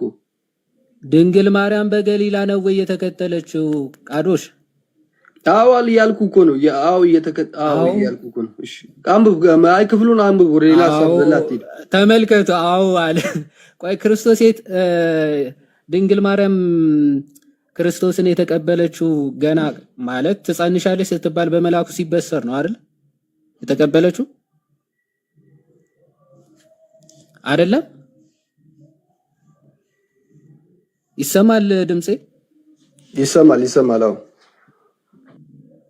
ድንግል ማርያም እዚህ ጋር ከመልአኩ ጋር ስታወራ ትወልጃለሽ ከአንቺ ጋር ይሆናል እየተባለ ያለው ስለ ልጇ ስለ ክርስቶስ ነው አይደል? ሳታምን የተቀበለችው? አልገባኝም። ሳታምን ነበረ ክርስቶስን የተቀበለችው?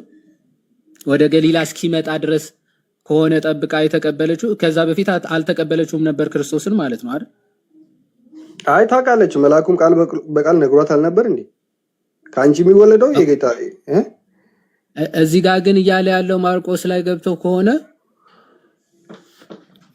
በገሊላ ሳለ 15:40 ላይ ምንድነው የሚለው? ሴቶችም ደግሞ በሩቅ ሆነው ይመለከቱት ነበር። ከእነርሱም አለ በገሊላ ሳለ ይከተሉትና ያገለግሉት የነበሩ ብሎ ነው የሚጠቅሳቸው። ገሊላ ሲመጣ ነው እመቤታችን የተከተለችው። ወደ ገሊላ ሲመጣ ነው። በገሊላ ብቻ አይደለም እኮ በገሊላ ሳለ ይከተሉትና ያገለግሉት የነበሩ ሴቶች ብሎ ነው። አንተሽ የትኛው ማርያም ልትል ነው? ያውችኛው ቃል በቃል የተጠቀሰችው በገሊላ ሜዳ አህያ ይላል ያገሬ ሰው። እንደዚህ የትኛዋ ነች? ቆይ አልጨረስኩም። ትርፍ ቃል አታውራ። የእግዚአብሔር ቃል ያወራን እኮ ትርፍ ቃል አታውራ። ትርፍ ቃል አይደለም አባባል ነው። የሀገራችን ሰው ጎበዝ ሜዳ አህያ ይላል። አቃሉ አንዳንድ አፉ እንደሚያዳምጣ እንደ ሜዳ አህያ እንደምትቆጥር አልገባኝም። ቆይ አሁን ተረጋጋ። ቆይ አንዴ ስለ ወንጌል እየተነበበ ሰውን አትሳደብ። ቃዶሽ ለምንድን ነው የተማርከውን ነው አንዴ የምታስተምረኝ? አይ ነው አውቃለሁ። እስቲ ቆይ አንዴ ቤተክርስቲያናት ሲልብ እንደምታስተምር አውቃለሁ። አንዴ ቆይ እሺ፣ ዶንት ቢ ነርቨስ። እሺ ስሜት አያተው። አሁን ድንግል ማርያም አለመሆኗ በጣም በብዙ ማስረጃ ነው ማሳየው። በጣም በብዙ ማስረጃ። እሺ 40 ላይ አይደለ የጠቀስከው? እሺ በደንብ አሁንም በመሸ ጊዜ አሁን መጀመሪያ እዚህ ጋር ሁለት ነጥቦችን ያዝልኝ። በገሊላ ይከተሉት ከነበሩ ሴቶች መካከል ነው የተጠቀሰው። አንድ ሁለተኛ ደግሞ በሩቅ ሆነው ይመለከቱት ነበረ ተብሎ ነው የተጠቀሰው። በሩቅ ሆነው ይመለከቱት ነበረ።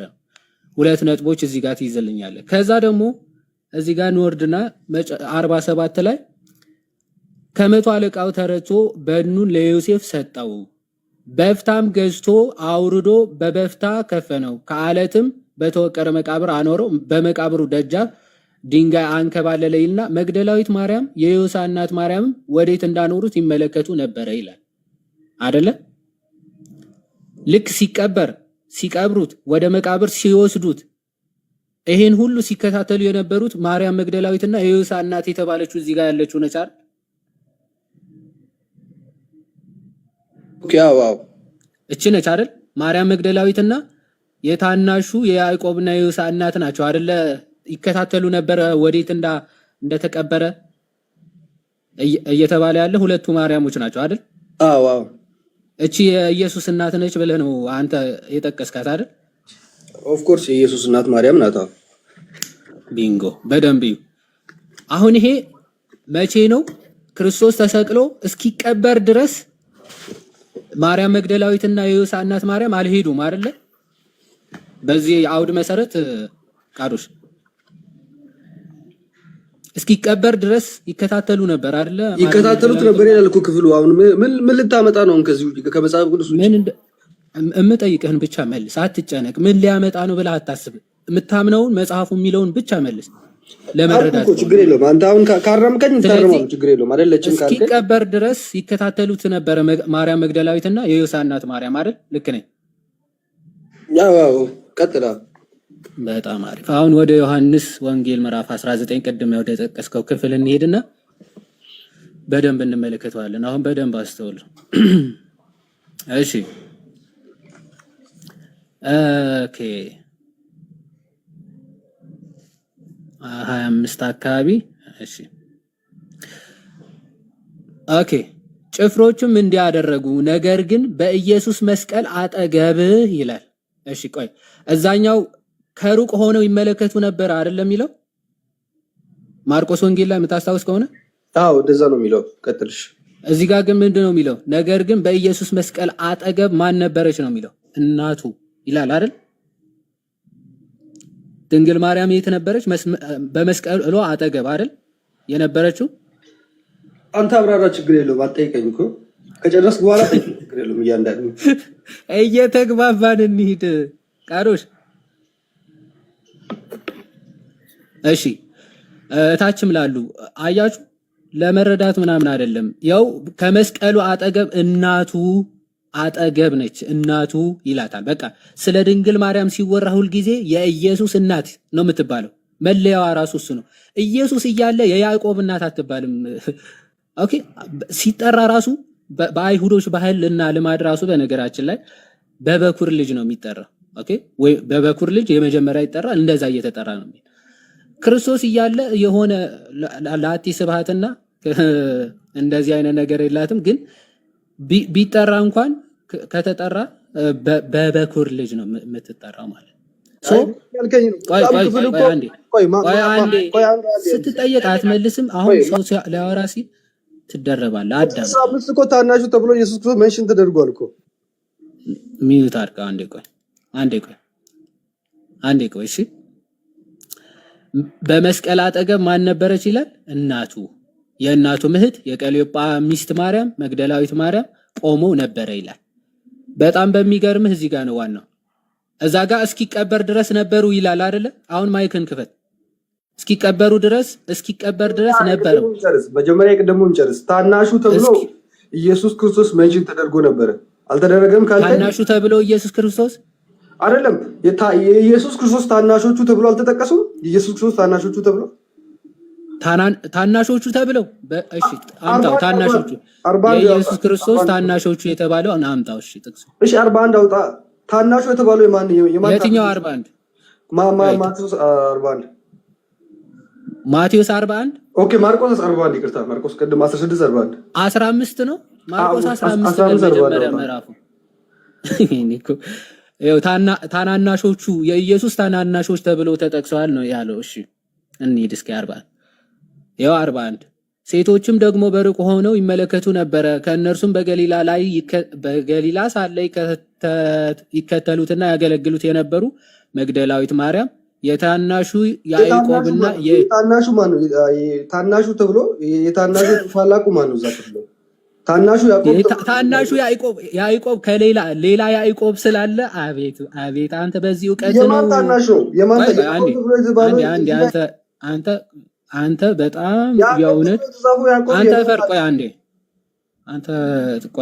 አንዳንዴ ሰው ያፍራል እኮ በነገራችን ላይ። ታናሹ ያዕቆብ የሚባለው ሌላ ያዕቆብ ወልደ ዘብዴዎስ ያዕቆብ ወልደ ዘብዴዎስ የሚባል አለ ከሐዋርያት መካከል። ታላቁ ያዕቆብ በእድሜያቸው ስለሚለያዩ ማለት ነው። ኦኬ ሌላ ከነዚህ ውጪ ሌላ ያዕቆብ ስላለ ይሄ መለያው ታናሹ ያዕቆብ ነው።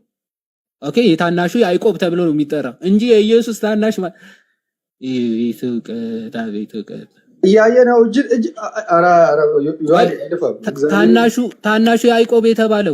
ታናሹ ያዕቆብ የተባለው ለምንድን ነው? የኢየሱስ ታናሽ ስለሆነ ነው። ታናሹ ያዕቆብ ማስረጃ አምጣ። ማስረጃ ክፍሉ ቃል በቃል እየተናገረ አይደል? እዚህ ክፍል ላይ የኢየሱስ ታናሽ ወንድም ያዕቆብ ነው የሚለው ያዕቆብ ዮሳ የተባለው ክፍል ተብሎ መንሽን ተደርጓል እያልኩ ነው። ቆይ አንዴ ዮሐድ እዚህ የመጽሐፍ ቅዱስ መዝገበ ቃላት ላይ እነዚህ ማርያሞች እነማን እንደሆኑ ይናገራል። ይዛል አለ እሱ አለ። ቆይ ወደዛ ከመሄዴ በፊት መጀመሪያ ይሄ እውነት ይቅርታ አድርግልኝ አለማወቅ ደፋር ያደርጋል የሚባለው እንደዚህ አይነት ሰው የታናሹ ያዕቆብ ሲባል የኢየሱስ ታናሽ ያዕቆብ አይደለም የሚለው የታናሹ ያዕቆብ ነው። ታናሹ ያዕቆብ ነው የሚባለው። እነዚህ ሌላ ያዕቆብ ቆይ አንዴ ተደርበኛ አታውራ። ቆይ አሁን ታናሹ ያዕቆብ የተባለው የኢየሱስ ታናሽ ወንድም ስለሆነ ነው የሚለው ማስረጃ አምጣ። እነዚህ ዮሳና ያዕቆብ የተባሉት ሌላም ክፍል የኢየሱስ ታናሽ ወንድም ስለሆነ ነው የሚል ማስረጃ አምጣ። መንሽን አልተደረጉም። እነዚህ ያዕቆብና ዮሳ የተባሉት ሌላም ክፍል የኢየሱስ ታናሽ ወንድም ስለሆነ ነው ታናሹ የተባለ ማስረጃ አምጣ። ሌላ ክፍል መንሽን አልተደረጉም። የኢየሱስ ክርስቶስ ታናናሾች ተብሎ አልተባሉም። ካልከ ታናናሾች የሚል ማስረጃ አጣ እኮ። ደግሞ ሌላ ክፍል ነው የተጠቀሱት ማለት ጀመርክ። ታናናሾች ይላል አሁን ቅድም ተሳስተ ታናሹ የሚለው ታናናሾች የሚል አንብበ ተሸወድክ። ከዛ መውጫው ሲያቅትህ ደግሞ ሌላ ቦታ ታናናሾች ሌላ ቦታ የትም አልሄድኩም። በዚህ ክፍል ላይ ቆሜ አንዴ መጀመሪያ ወይም ዋሽቻለሁ ወይም ደግሞ ወይም ይቅርታ ትጠይቃለህ ወይም ደግሞ የታናሹ ያዕቆብ የተባለው የኢየሱስ ክርስቶስ ታናሽ ወንድም ስለሆነ ነው የሚል ማስረጃ አምጣ። ማስረጃ አመጣለሁ አትልም? እኔ አሁን ያልኩትን አምጣ። በቃ አምጣ። ስታመጣ ታወራለህ። ወሬ አልፈልግም። እንዳታወራ ማስረጃ ብቻ። ማስረጃ ያለው ክፍል እኮ እዛ ጋርም ያዕቆብ ማስረጃ አምጣ። ማስረጃ ካለ ማስረጃ ስትባል አውራ ማለት አይደለም። ክፈት ማስረጃ። እሺ ንገረኝ ጥቅሱ። ያዕቆብ ማነው? ማቴዎስ 13 ያለው ነው። እዛ ክፍል ላይ መንሽን 52 አካባቢ ያለውን መንሽን የተደረጉትን ማቴዎስ 12 52 ደግሞ 13 ማቴዎስ 13 እኮ 13 ቁጥር ስንት? መጨረሻ አካባቢ ስንት? 50 ምናምን አካባቢ። ኦኬ ያው 50 ስንት?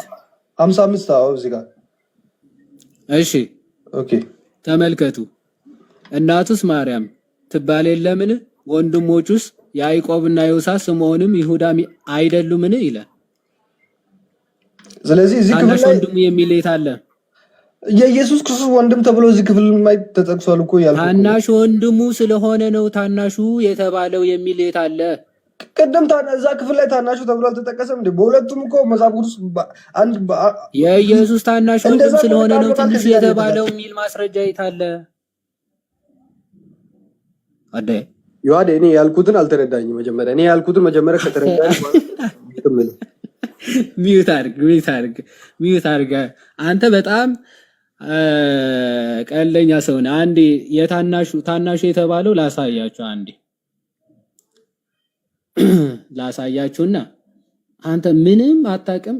አለማወቅ ደግሞ እንደ ጀግንነት ነው የምታየው። እውነት ይቅርታ አድርግልኝና ማለት ነው። አንዴ ላሳያችሁ፣ ከዛ ወደ ነጥቡ እንመለሳለን። እሺ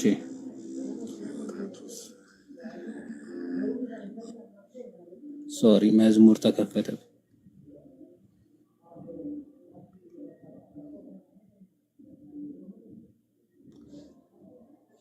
ኦኬ ማቴዎስ 10 ላይ አይ ቲንክ አይደለ ሐዋርያቶቹ የሚመርጥበት 10 ላይ ነው። አዎ በደንብ የ12 ሐዋርያት ስም ይህ ነው። መጀመሪያው ጴጥሮስ የተባለ ስምዖን፣ ወንድሙ እንድርያስ፣ የዘብዴዎስ ልጅ ያዕቆብም የዘብዴዎስ ልጅ ያዕቆብም፣ ወንድሙ ዮሐንስም። ይሄ ትልቅ ስለሆነ ነው ታላቁ ያዕቆብ የሚባለው ይሄ። ፊልጶስም በርጠለሜዎስም ቶማስም ቀራጩ ማቴዎስም የእልፌዎስ ልጅ ያዕቆብም ታዲዮስም የተባለ ልብድዮስ ቀነናዊ ስምዖን ደግሞም አሳልፎ የሰጠው አስቆሮቱ ይሁዳ አለ። በሐዋርያት መካከል ሁለት ያዕቆቦች አሉ። ያዕቆብ ታላቁ ያዕቆብና ታናሹ ያዕቆብ የሚባሉ ማለት ነው። ከሐዋርያቶቹ ሁለት ያዕቆቦች ስላሉ መለያቸው ታናሹና ታላቁ ይባላሉ እንጂ አንተ ያልከውን የፈታ እንደዛ ብሎ የተረዳም አንድ እንደው ከአባቶች አይደለም እንድትጠቅስ ራሱ የምጠብቀው ማለት ነው። እዚሁ ላይ የሁለቱ ያዕቆቦች የአባታቸው ስም ማን እንደሆነም በዛው ብታሳየው። የትልቁ ያዕቆብ የአባቱ ስም ማን ይባላል? የታናሽ የተባለ ያዕቆብ የአባቱ ስም ይናገራል እዚሁ ላይ እና ሶላ እባክህ ተከታተል። ኤግዛክትሊ ያ አንዱ የታላቁ ያዕቆብ ዘብዴዎስ ነው። ቆይ አንዴ ፈለገ የሆነ ስልክ አንዴ ላንሳ። ቀጥል። እሺ ወንድማችን ሶላ ባጭሩ ረጅም ሰዓት የፈጀውን ሐሳብ በአንድ የመጽሐፍ ቅዱስ ጥቅስ ለመመልከት እንሞክር። አሁን ቅድም እንዳየው ወንድሞቹ የሚል ጥቅስ ማውጣትን ብቻ ነው እንጂ ያየው አንተ ወንድሞች ያልካቸውና ያዕቆብና ማን ናቸው ምናምን you have no idea። የአንደኛው ያዕቆብ የአባቱ ስም ዘብዴዎስ ነው። የአንደኛው ያዕቆብ የአባቱ ስም ደግሞ እልፌዎስ ነው። እነዚህ ወንድሞቹ ተብለው የተጠሩት በአጠቃላይ ወንድሞቹ ስለተባሉ ለኛ ለክርስቲያኖች ጆሮአችን ይቆረቆራን ወይ? በፍጹም አይቆረቆራንም። ለምንድን ከተባለ ሲጀመር እንደዚህ አይነት ማስረጃ መስጠት የለባችሁም። እሺ የማቴዎስ ወንጌል ምዕራፍ 12 ቁጥር 50 ላይ ጌታችን ኢየሱስ ክርስቶስ የአባቴን ፈቃድ የሚፈጽም ሁሉ እርሱ ወንድሜ ነው ብሎ ተናግሯል። ይሰማል? የአባቴን ፈቃድ የሚፈጽም ሁሉ እርሱ ወንድሜ ነው ብሎ ተናግሯል። ስለዚህ በተለይ መጽሐፍ ቅዱስ ክፍል ላይ የክርስቶስ ወንድሞች የጌታ ወንድሞች ተብለው የተጠሩ አሉ። ኦፍ ኮርስ አሉ። እነዚህ የጌታ ወንድሞች ስለተባሉ የማርያም ልጆች ናቸው ማለት ነው ወይ? በፍጹም የማርያም ልጆች ናቸው ማለት ሳይሆን የአባቱን ፈቃድ የፈጸሙ ስለሆኑ አዎ በሚገባ የኢየሱስ ክርስቶስ ወንድሞች ተብለው ተጠርተዋል። በጣም እንደሚለያዩ ከዋሪ ጋር የጀመራችሁትን ከመጨረሳችሁ በፊት የተወሰኑ ነገሮችን ለማሳየት ልሞክር ወንድማችን። እሺ ይሄም እዚህ ጋር የምታዩት መጽሐፍ የመጽሐፍ ቅዱስ መዝገበ ቃላት ነው። እሺ ዋሪ ተመልሳል። ቀጥል ዋሪ። ያ በጣም ይቅርታ አይ ቲንክ የት እንደደረሳችሁ ባላቅም ዞሮ የሁለቱም ያዕቆቦች ከዚህ አንጻር ነው ታላቁና ታናሹ የሚባሉት እንጂ የክርስቶስ ታናሹ ወንድም ማለት አይደለም። እንደዛማ ሁሉም እንደዛ እየተባሉ ነበረ። እንደናንተ አስተሳሰብ ከሆነ እልፌዎስም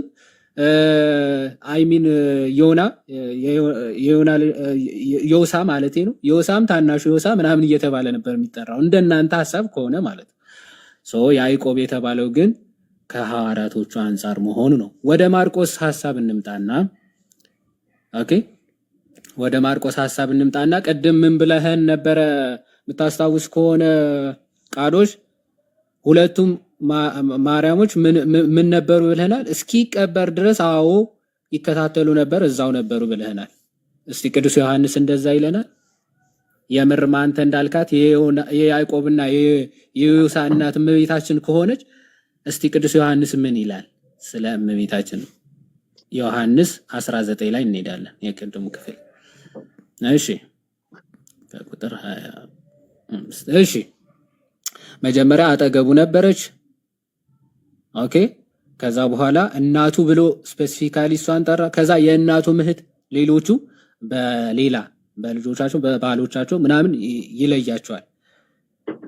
ቁጥር 26 በደንብ ኢየሱስም እናቱን ይወደው የነበረውን ደቀ መዝሙር በአጠገቡ ቆሞ ባየ ጊዜ እናቱን አንቺ ሴት እነሆ ልጅሽ አላት ይላል።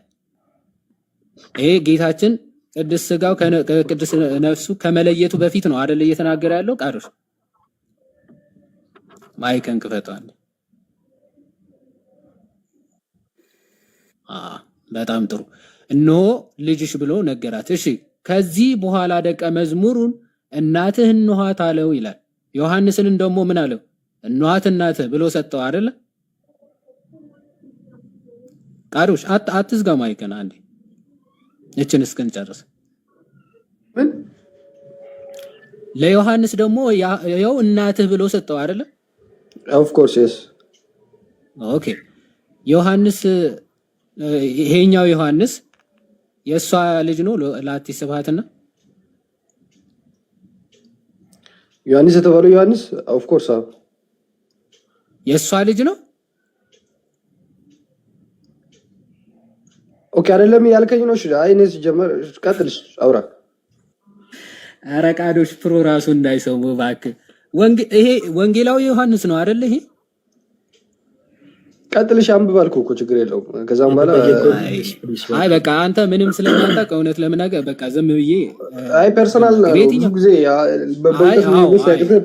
ፐርሰናል ዶራቸው አይ ነው ጎይዶክ አረ በፈጣሪ የፈራ እንዴ እኔ እኮ እንደዚህ ማለት ብዙ ነገሮች ስለምታጠፋ ብዙ ነገሮች ስለምትስት ዝም ብዬ በቃ ባላስመልስ ይሻላል።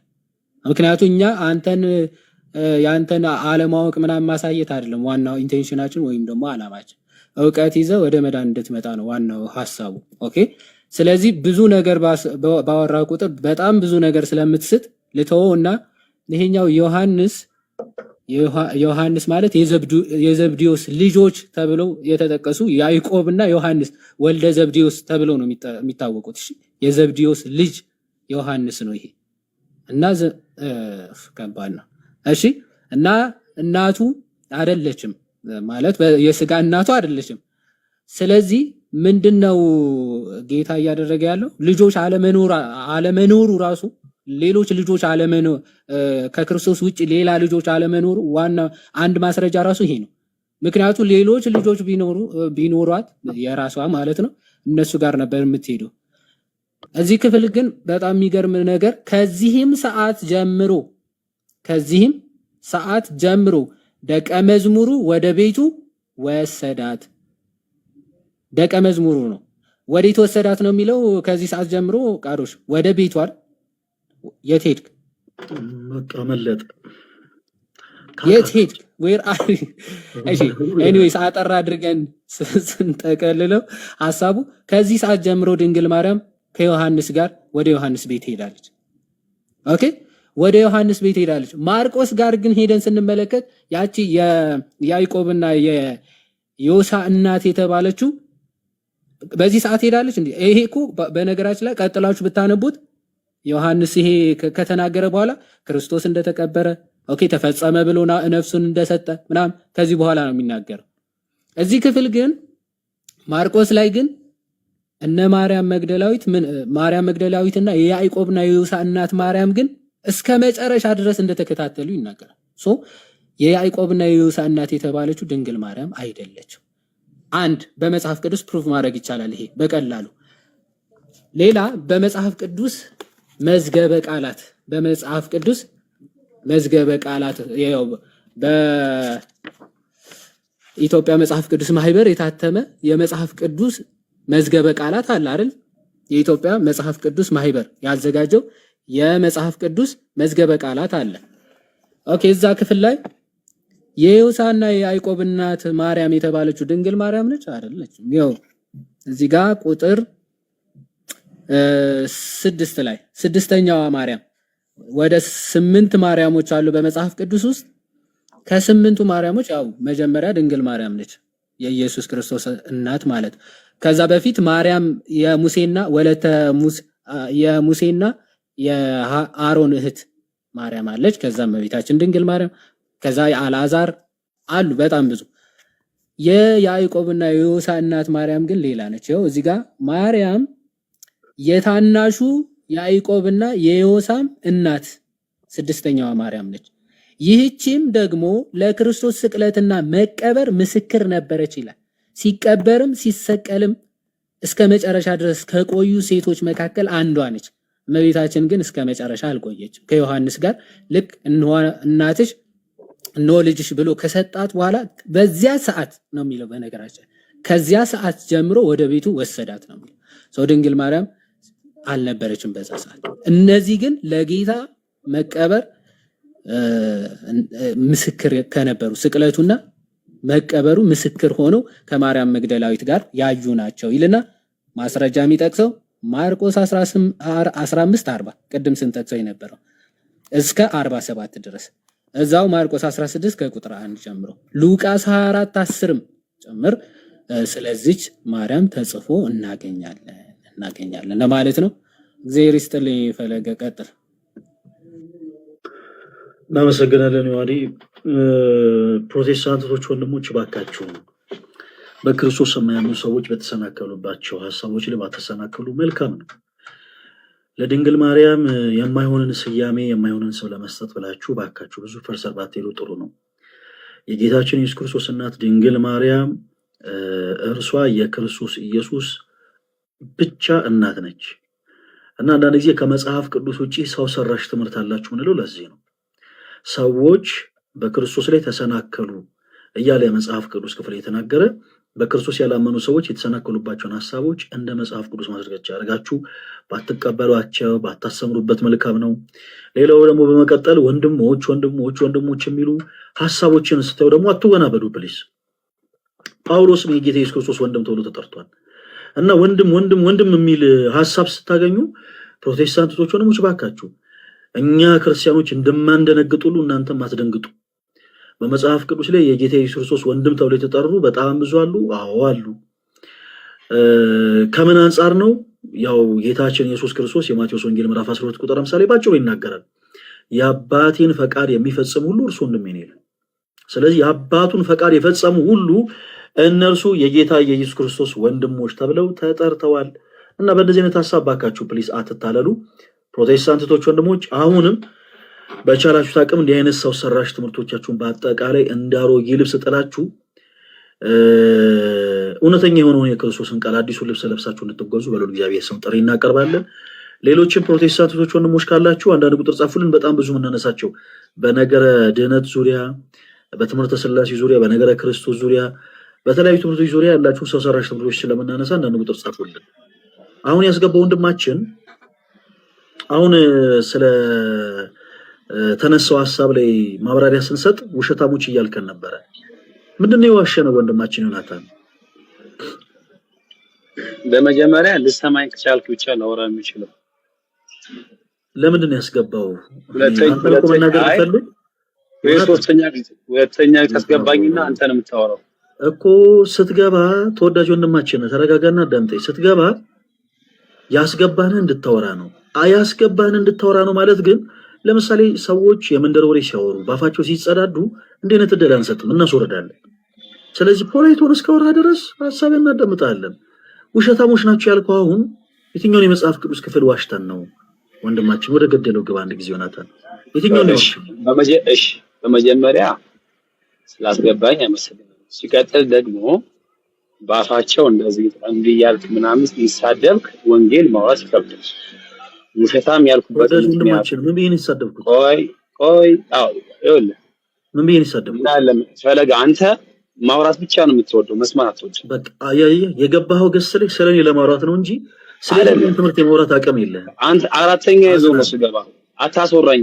ለምን 14ኛ አይሆንም ወንድሜ? ስለኔ ማውራቱን ተውና ውሸታሞች ናችሁ ስላልከበት ትምህርት አውጣና አውራ።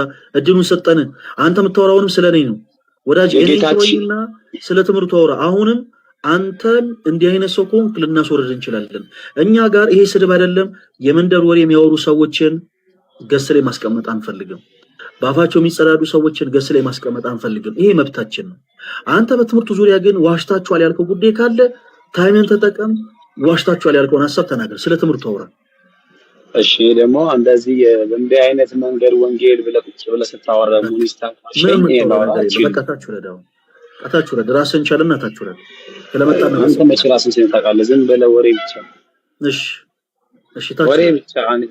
በነገራችን የክርስቶስ ኢየሱስን አዳኝነትን ወንጌል እያጣመም ቀታችሁ ረድ ማውራት አትፈልግም ማለት ኢየሱስ የከፈለበትን ዋጋ ክርስቶስ የከፈለው ዋጋ ደሙን አንተ ስታንቋሽ ዋሽታችኋል ብሎ ከገባ በኋላ ሲያስበው ምንም የለምና ምን ብዬ ልውጣ ረብሽ ልውጣ ነው። አዎ እንድናስወርደው እኮ ነው። እኛ እናስወርድ መራስ ወረድ ራስን ችሎ ወረድልን።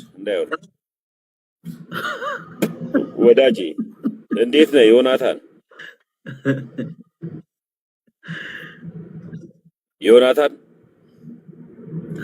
በቃ ሚዩት አረገ ዲያቆን። ሚዩት ላይ ነው። አይ ቲንክ ሚዩት እያወራ ነው ይመስለኛል። እያወራ ከሆነ እየሰማን አይደለም። ዮናታን የማይክ ምልክቱን አንሳው። አንዳንዴ ሚዩት ሆኖ ራሱ የሚጮሁ ሰዎች አሉ። አይሰሙንም። እኛ አሁን አንሚዩት አድርጎ ራሱ ስንል አይሰሙንም እየጮሁ። አሁን ገና ሰማ። ሚዩት ያደረከውማ አንተ ነህ። እዛም ዝም ያልኩት። እሺ ዮናታን ቆይቶ እሱ ዮናታን እንዴት ነህ? እግዚአብሔር ይመስገን። ወንጌል ምንድን ነው እስኪ ንገረኝ። እሺ ወንጌል ስለ ክርስቶስ ኢየሱስ ነው። ስለ ልጁ ነው። ስለ ልጁ ነው ወንጌል። ያ በልጁ ታምናለህ? በደንብ አድርጌ። የልጁን ሁለቱን ባህሪያቶች እስኪ አስረዳኝ። ጌታችን ኢየሱስ ክርስቶስ ወንጌል ምንድነው ብለኛል። የክርስቶስ ኢየሱስን ባህሪ ንገረኝ ብለኛል። እሺ ከሰማኝ በደንብ አድርጌ አወራለሁ። ወንጌል ሐዋርያው ጳውሎስ ለሮሜ ሰዎች የጻፈላቸው መልእክት ላይ ስለ ልጁ ስለ ክርስቶስ ኢየሱስ ነው አለ። ስለዚህ ወንጌል ማለት አንደኛ እግዚአብሔር አምላክ ልጁን አሳልፎ ለሰዎች ኃጢአት ቤዛ አድርጎ የሰጠበትን ሰው በክርስቶስ አምኖ ከዘላለም ሞት የሚድንበት በክርስቶስ አዳኝነት አምኖ የእግዚአብሔር ልጅ ሆኖ ዘላለም የሚኖርበት ነው አንዱ ወንጌል። ወዳጄ የጠየቁ ነገር ጴንጤ ነህ አይደል? ምን አልከኝ? ጴንጤ ነህ አይደል? ጴንጤ ነህ?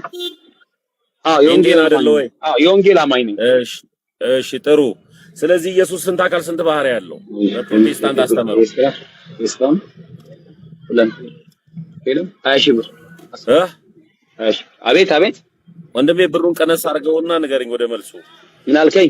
ጴንጤ ኢየሱስ ስንት አካል ስንት ባህሪ ያለው ብላ ነው የምታስተምረው? ስንት ባህሪ ያለው ብላ ነው የምታስተምረው? ስንት አካል ስንት ባህሪ ያለው ብላ ነው የምታስተምረው?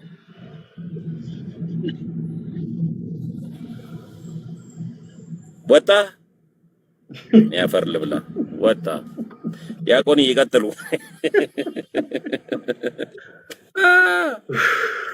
አይ ቅዱስ ሚካኤል ፕሊስ ባካችሁ ስትገቡ ምክንያት ይኖራችሁ። አሁን አንድ እውነት አለ፣ በእኛና በእናንተ መካከል የእምነት ልዩነት አለ።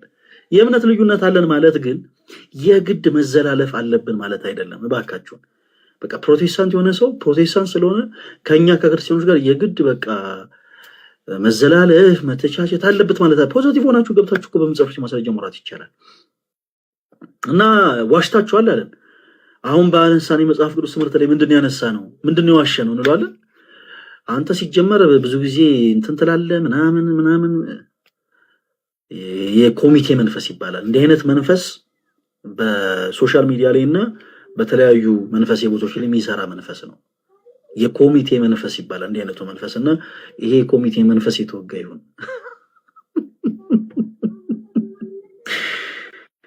ኧረ መድኃኒዓለም።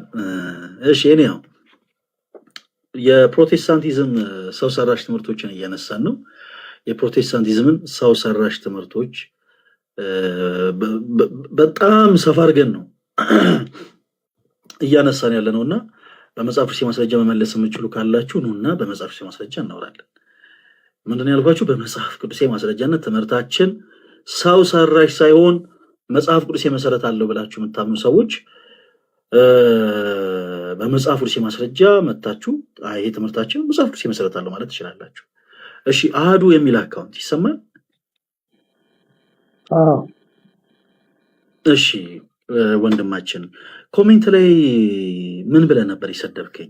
አሁን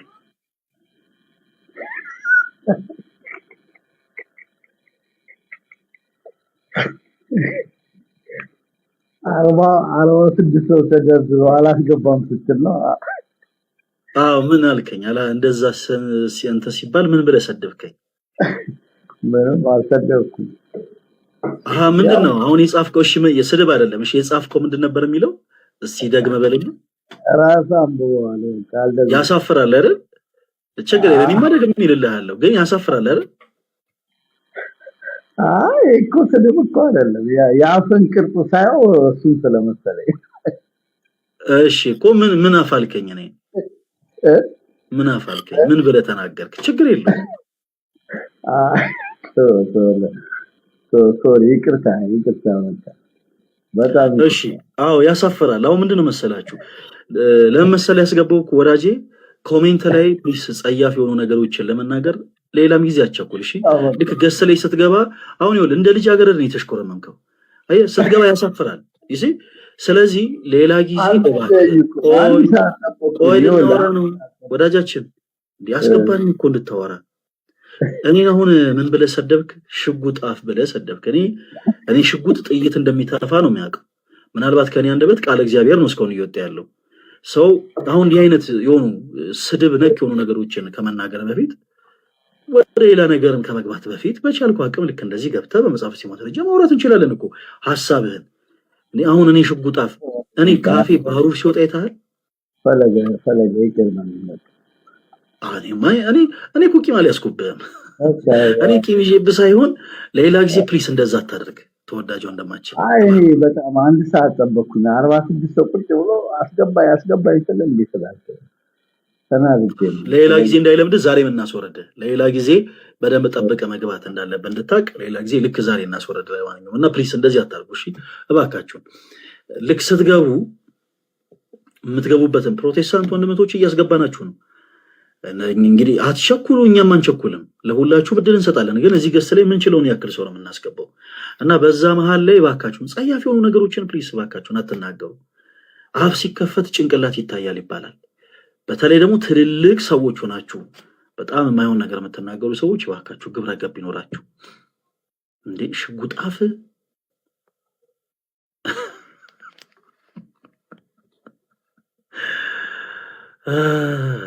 ኤኒዌይስ እሺ ፕሮቴስታንት እህት ወንድሞቻችን አንዳንድ ቁጥር ጻፉልን። በመጽሐፍ ቅዱስ የማስረጃ ትምህርታችሁን እያነሳን ነው ያለን። እሺ ቡሊ የሚል አካውንት ይሰማል? መምህር ሰላም ናችሁ ብያለሁ። እግዚአብሔር ይመስገን። ማንን በል ከየት ቤተ እምነት ነው? እኔ ኦርቶዶክስ ነኝ፣ ግን ጓደኛዬ ሰሞኑን አንዱ ለቀን ጴንጤ ቸርች ቤት ጀምረዋል መሰለኝ። አንዳንድ ጥያቄዎች ማንሳት ጀምሮ ነበረና ለሱ ጥያቄ ስለ ምልጃ ምናምን ማለት ያው ከዚህ በፊት ብዙ መልስ ሰጣችሁበታል እናንተ። ግን ያው እንደዚህ አሁን አጠገብ ነው አለ ልጁ አለ። አንድ ደቂቃ ብሎኛል። ውጪ ላይ ጠዋት ነው የገባ ነው፣ ግን ያው እንዳጋጣሚ ስለቆየብን ውጪ አለ። አሁን ይመጣል። እሺ አንድ ደቂቃ ብሎኛል። ያው በቃ ጠብቁን። እሺ ማይክሮን ሚውት አድርገውና ጠብቀን። እሺ አመሰግናለሁ። እሺ ማን ነው የሚለው? ባይኪ ነው የሚለው።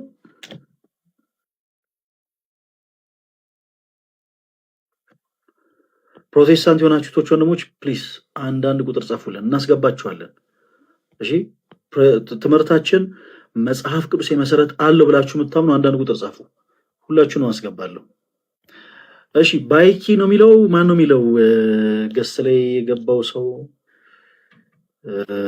ቶሎ ማትመልሱ ከሆነ ታች ልናስወረድ ነው።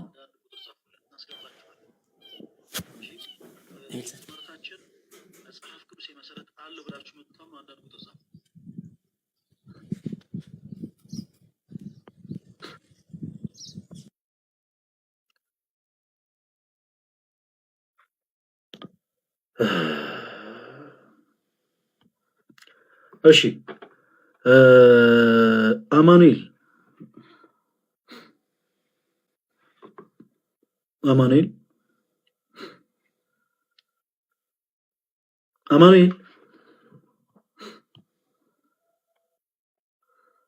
አማኑኤል የሚል አካውንት ኦኬ። ቶሎ ማትመልሱ ከሆነ እናስወርዳለን። እሺ ዜዶ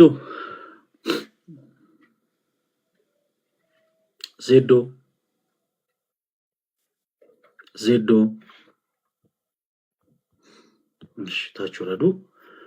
እሺ ኤልሳቤት የጌታ ሰላምና ጸጋ ይብዛላችሁ። እንዴት ናችሁ? ደህና ነሽ እህታችን? እግዚአብሔር ይመስገን። አሜን። ስላሴ ይመስገን። ከየት ቤተ እምነት ነው የመጣሽው ኤልሳቤት? ከወንጌላውያን እኮ ቤተ እምነት የወንጌላውያን የሚባል ቤተ እምነት አይደል? አማኑኤል ተሙ ጠርተኝ ነበር በመሃል ምንድነው?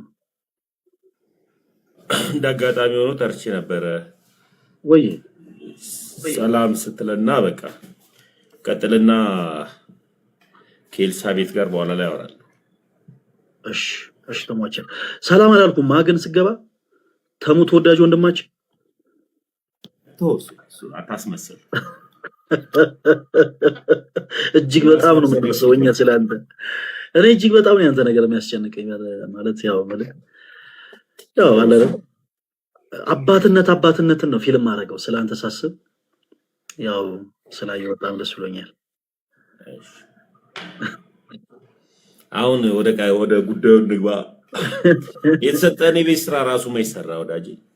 አይ እኔ ያው ጠይቄያለሁ ዙሪያ ያሉትን እንዳለ ያው አንተ ታውቃቸዋለህ እኮ ያው እነሱ እንዳለ ጠይቄያለሁ። ያው እየፈለገን ነው። እሺ ኦኬ እሺ ኤልሳቤት ይቅርታ ወንድሞችን አስቀደምኩኝ። ኤልሳቤት ያ ፍጹሜ ደውልልኝ ፈልግ። ኤልሳቤት አለሽ? አለ እሺ እህታችን ከየት ቤተ እምነት ነው የመጣሽው? ከአማኑኤል የት? አማኑኤል ምን? አማኑኤል የክርስቶስ ቤተክርስቲያን እኮ አማኑኤል መጥምቃውያን ነው? አዎ ከመጥምቃውያን ጋር ያው ነው። አዎ ባፕቲስቶች ናቸው መጥምቃውያን። አማኑኤልም ከነሱ ጋር በህብረት ይሰራል። ለማንኛውም ምንድነው አሁን መጠየቅ የፈለከው? እሺ ኤልሳቤት እንዴ ምንድነው ተቆጣሽ እኮ እንዴ? ቀስ ብለን የወንጌላውያን ህብረት ውስጥ ካለ አንድ አጥቢያ ነው የምነግርህ። ስለዚህ እሺ ይቅርታ በጣም ይቅርታ ይደረግልኝ፣ አስተካክላለሁ። እሺ ኤልሳቤት የፕሮቴስታንቲዝምን ሰው ሰራሽ ትምህርቶችን እያነሳን እያወራን ነበረ። እስቲ ከሳልቬሽን ጋር ተያይዞ በፕሮቴስታንቱ ቤት ያለ ሰው ሰራሽ የምንለውን ትምህርት እናንሳ። እንዲህ ስንል ኤልሳቤት አንቺንና ሌሎች ፕሮቴስታንት ወንድሞቻችንን ለማበሳጨት ለማብሸቅ ፈልገን አይደለም። ወንጌል ሲጀመር ሰዎች የምናበሽቅበት ሰዎች የምናበሳጭበት ቃል ሳይሆን ሰዎች የምንመለስበትና ሰዎች የምናስብበት ቃል ነው። እኛ ግን እንደዛ ብለን እናምናለን ነው። እና በሳልቬሽን ትምህርት ዙሪያ በፕሮቴስታንቱ ቤት ያለ ሰው ሰራሽ ትምህርቶችን ለማንሳት እንሞክር። ሰዎች በማመናቸው ብቻ የዘላለም ሕይወት ያገኛሉ የሚል ትምህርት በፕሮቴስታንቱ ቤት አለ። ይህንን ትምህርት እኛ ክርስቲያኖች በጣም ነው የምንጸየፈው፣ በጣም ደግሞ ሰው ሰራሽ ትምህርት ነው ብለን እናምናለን። እህታችን ኤልሳቤት ይሄ ትምህርት መጽሐፍ ቅዱስ ነው ብለሽ ታምኛለሽ? እምነትሽን ታምኛለሽ? አምናለሁ። መልካም ተቀብዬ ድኜበታለሁ። መልካም ኤልሳቤት ከልጅነት ጀምሮ ፕሮቴስታንት ነሽ ወይስ? አይደለሁም፣ በኦርቶዶክስ ነበር። ኦኬ ኦርቶዶክስ ነበር። ስንት ጊዜ ሆነሽ ፕሮቴስታንት ከሆንሽ? ትንሽ ቆይቻለሁ። በጣም ብዙ አመታት? አዎ። እሺ ስለዚህ ይሄንን ሐሳብ እናወራበትና በኋላ ላይ ደግሞ ያው በክርስቶስ ፍቅር የምንወድሽ እህታችን ስለሆንሽ ስለዛ ደግሞ ምክንያትሽን ምናምን ደግሞ እያነሳን እናወራለን። ኤልሳቤት ፈቃደኛ ነሽ አይደል? አዎ ለዛ ነው የገባሁት። መልካም እሺ፣ እግዚአብሔር ያክብርልን። እሺ ሰዎች በማመናቸው ብቻ የዘላለም ሕይወት ያገኛሉ የሚል ሰው ሰራሽ ትምህርት መጽሐፍ ቅዱሳዊ ነው ብለሽ ታምኛለሽ ወይ ስንልሽ፣ አዎ መጽሐፍ ቅዱሳዊ ነው አምናለሁ። እናንተ ሰው ሰራሽ ያላችሁት ይህ ትምህርት መጽሐፍ ቅዱሳዊ መሰረት አለው ብለሽናል። ኦኬ አንድ የመጽሐፍ ቅዱስ ማስረጃ ስጪኝ። ሰዎች በማመናቸው ብቻ የዘላለም ሕይወት እንደሚያገኙ አሁን ስለ ኢኒሻል ሳልቬሽን እያወራን አይደለም። ሁላችሁም በደንብ ተከታተሉ። ኤልሳቤት መጽሐፍ ቅዱስ ማስረጃ ልሰጠን ስለሆነ በደንብ አድርጋችሁ ተከታተሉ። የክርስትና ሕይወት የሚጀምረው በመዳን ነው። ምን በማድረግ? በክርስቶስ ኢየሱስ በማመን። እሺ በክርስቶስ ኢየሱስ ስላመኑ ሰዎች ነው የምናወራው። እና እነዚህ በክርስቶስ ኢየሱስ አምነው የመዳንን ሕይወት የጀመሩ ሰዎች በማመናቸው ብቻ የዘላለም ሕይወትን ያገኛሉ የሚል ትምህርት እኛ ክርስቲያኖች ሰው ሰራሽ ትምህርት ነው ብለን እናምናለን። አይ የለም በማመናቸው ብቻ የዘላለም ሕይወት ያገኛሉ የሚል የመጽሐፍ ቅዱስ ማስረጃ ካለሽ ትሰጪናለሽ። ምን ላይ እናውጣታችን? አብርሃምም አመነ እምነቱም ጽድቅ ሆኖ ተቆጠረለት። ጸጋው በእምነት አድኗችኋል። አሁን እኮ ቅድም ምን ብዬሻለሁ ኤልሳቤጥ? ሰዎች የክርስትናን ሕይወት የሚጀምሩት አዎ በክርስቶስ ኢየሱስ በማመን ነው። ሰው አምኖ አይድንም አላልንሽም እኮ ኤልሳቤጥ። ሰው አምኖማ ኦፍኮርስ ይድናል። እነዚህ አምነው የመዳንን ሕይወት የጀመሩ ሰዎች በማመናቸው ብቻ ሌላ ምንም አይነት ነገር ሳያስፈልግ በማመናቸው ብቻ የዘላለም ሕይወትን ያገኛሉ የሚል የመጽሐፍ ቅዱስ ማስረጃ ካለሽ ጥቅሱን ንገሪን። መጽሐፍ ቅዱስን ገለጭና ውጪ። የተቀበሉትን ሕይወት ይኖሩታል፣ ግን የተቀበሉት ያንን ሕይወት በማመን ነው። አሁን ጥያቄው ብቻ የሚለውን ሐሳብ በመጽሐፍ ቅዱስ ማስረጃ ውጪ እናሳይን ነው። አሁን አንቺ ሌሎች ሐሳቦችን አብራሪ ከዳኑት አንዷ እኔ ነኝ። አምኜ ድኛለሁ፣ አዲስ ፍጥረት ሆኛለሁ። አዲስ ፍጥረት በመሆን ውስጥ ደግሞ አዲስ ሕይወት ትጀምራለህ። ኤልሳቤጥ ከይቅርታ ጋር ከርዕሳችን ውጭ የሆነን አንድ ነገር ልንገርሽ። በውጭ ዓለም በምዕራባውያኑ ምናልባት በሶሻል ሚዲያ ጾታቸው ወንድ ሆነው ነገር ግን በሕክምና ሰርጀሪ ያሰርተው ሴቶች ነን የሚሉ ሰዎችን ተመልክተሽ ታውቂያለሽ ኤልሳቤጥ? አዎ። እነዛ ሰዎች ሴቶች ነን ቢሉም ጾታቸው ምንድን ነው? ወንዶች ናቸው። ያልዳነ ሰው ድኛለሁ ብሎ ስለደረቀ ድኗል ማለት አይደለም። እሺ አሁን አንቺ ርዕሳችን ኤልሳቤጥ ድናለች ወይስ አልዳነችም፣ አንቺ ድኛለሁ አልዳንሽ ምናምን እያለ ልናወራ አይደለም። ኤልሳቤጥ ለህብረተሰቡ ነው የምትኖሪው ብዬሻለሁ አላልኩሽም እኮ። አንድ ጊዜ አዳምጪኝ። አሁን እኔና አንቺ የተለያየ እምነትና የተለያየ አይነት አመለካከት ያለን ሰዎች ነን። እሺ አሁን ምንድነው መሰለሽ የሚያስማማን? ምናልባት አንቺ የምትናገሪው ንግግር አንቺ ባለሽበት ቤተ እምነት ውስጥ በጣም ብዙ የሆኑ ሰዎችን አሜን የሚያስብል ንግግር ሊሆን ይችላል። ይሄ ነር ኦፍ ማይ ቢዝነስ፣ እኔን አይመለከተኝም። ከኛ ከክርስቲያኖች ጋር ግን ስታወሪ በማስረጃ ነው ማውራት ያለብሽ። ምክንያቱም አንቺ የምትናገራቸው ንግግሮች በአጠቃላይ ለእኛ ተረት ተረት ስለሚሆኑ። በተመሳሳይ ኤልሳቤጥ አንቺን አስቀምጬ እኔ ምንም ጥቅስ ሳልሰጥሽ እኔ ድኛለሁ እኔ ስለማቀው ነው አልገባሽም እያልኩ ባወራ ለአንቺ ተረት ተረት እንጂ ለህይወት አይሆንሽም። እኔና አንቺ በመሃል አንድ የሚያቀራርበን ነገር አለ። ያ የክርስቶስ ኢየሱስ ቃል ነው። ስለዚህ መጽሐፍ ቅዱሳችንን ገልጠን አልሰጠሽኝም ኤልሳቤጥ። ሰዎች በማመናቸው ብቻ የዘላለም ሕይወት እንደሚያገኙ የሚናገር የመጽሐፍ ቅዱስ ማስረጃ ምዕራፉን ትነግሪናለሽ፣ ቁጥሩን ትነግሪናለሽ። አውጥተን አብረንሽ እናነባለን። ሐሳቡን አንቺ ታብራሪያለሽ። ከዛ ውጭ ግን እባክሽን አንድ ጊዜ ቅድመ ሁኔታዎችን እያስቀመጥኩኝ ነው። ሰምተሽኝ ብንቀጥል ጥሩ ነበር ኤልሳቤጥ። ከዛ ውጭ ግን ልክ ስንቀጥል በመሃል እባክሽ አሁን ቅድም የተናገርሻቸው ንግግሮች በቃ አሁን ለውይይታችን አላስፈላጊ ናቸው። እኔ የህይወት ምስክርነት አለኝ ምናምን ብትይ ለእኛ ተረት ተረት ነው የሚሆነው። አንድ ጾታውን የቀየረ ወንድ ጾታውን ቀይሮ ሴት ነኝ ስላለ ሴት ነው ማለት አይደለም። ሴት ለመሆን የሚያስፈልገው ባዮሎጂካሊ የሆነ ተፈጥሮ የሆነ ነገሮች አሉ። እነዛ ነገሮች ሳይኖሩ ዝም ብሎ በሕክምና በቃ ነኝ ብሎ ድርቅ ስላለ ነው ማለት አይደለም። እህቴ አንቺ መተሽ ነኝ ስላልሽ ነሽ ማለት አይደለም። ከዚህ በኋላ የምንቀጥለው በማስረጃ ብቻ ነው። ኦኬ። ሰዎች በማመናቸው ብቻ ለመጨረሻ ጊዜ ነው መጠይቅሽ። ካልመለሽልኝ እኔ ጥቅስ አነሳና አብረን እናነባለን። ሰዎች በማመናቸው ብቻ። አሁን ያመነ ሰው ይድናል ወይስ አይድንም አይደለም ጥያቄው። እሺ አምነው መዳንን ሕይወት ስለጀመሩ ሰዎች ነው እያነሳሁልሽ ያሉት። ሰዎች በማመናቸው ብቻ የዘላለም ሕይወት ያገኛሉ የሚል የመጽሐፍ ቅዱስ ማስረጃ መለይ እናውጣ። ኤልሳቤጥ ብቻ የሚል ያለበት ነው እያልክ ያለው። መዳን በእምነት እንደሆነ መጽሐፍ ብዙ ቦታ ይናገራል። ይሄንን ስጠቅስልህ ይሄ እምነት ለመጀመር ነው ትለኛለህ። እኔ ምን እንደምትፈልግ አልገባኝም ፈለገ። ኤልሳቤጥ እንደዚህ እናደርግ።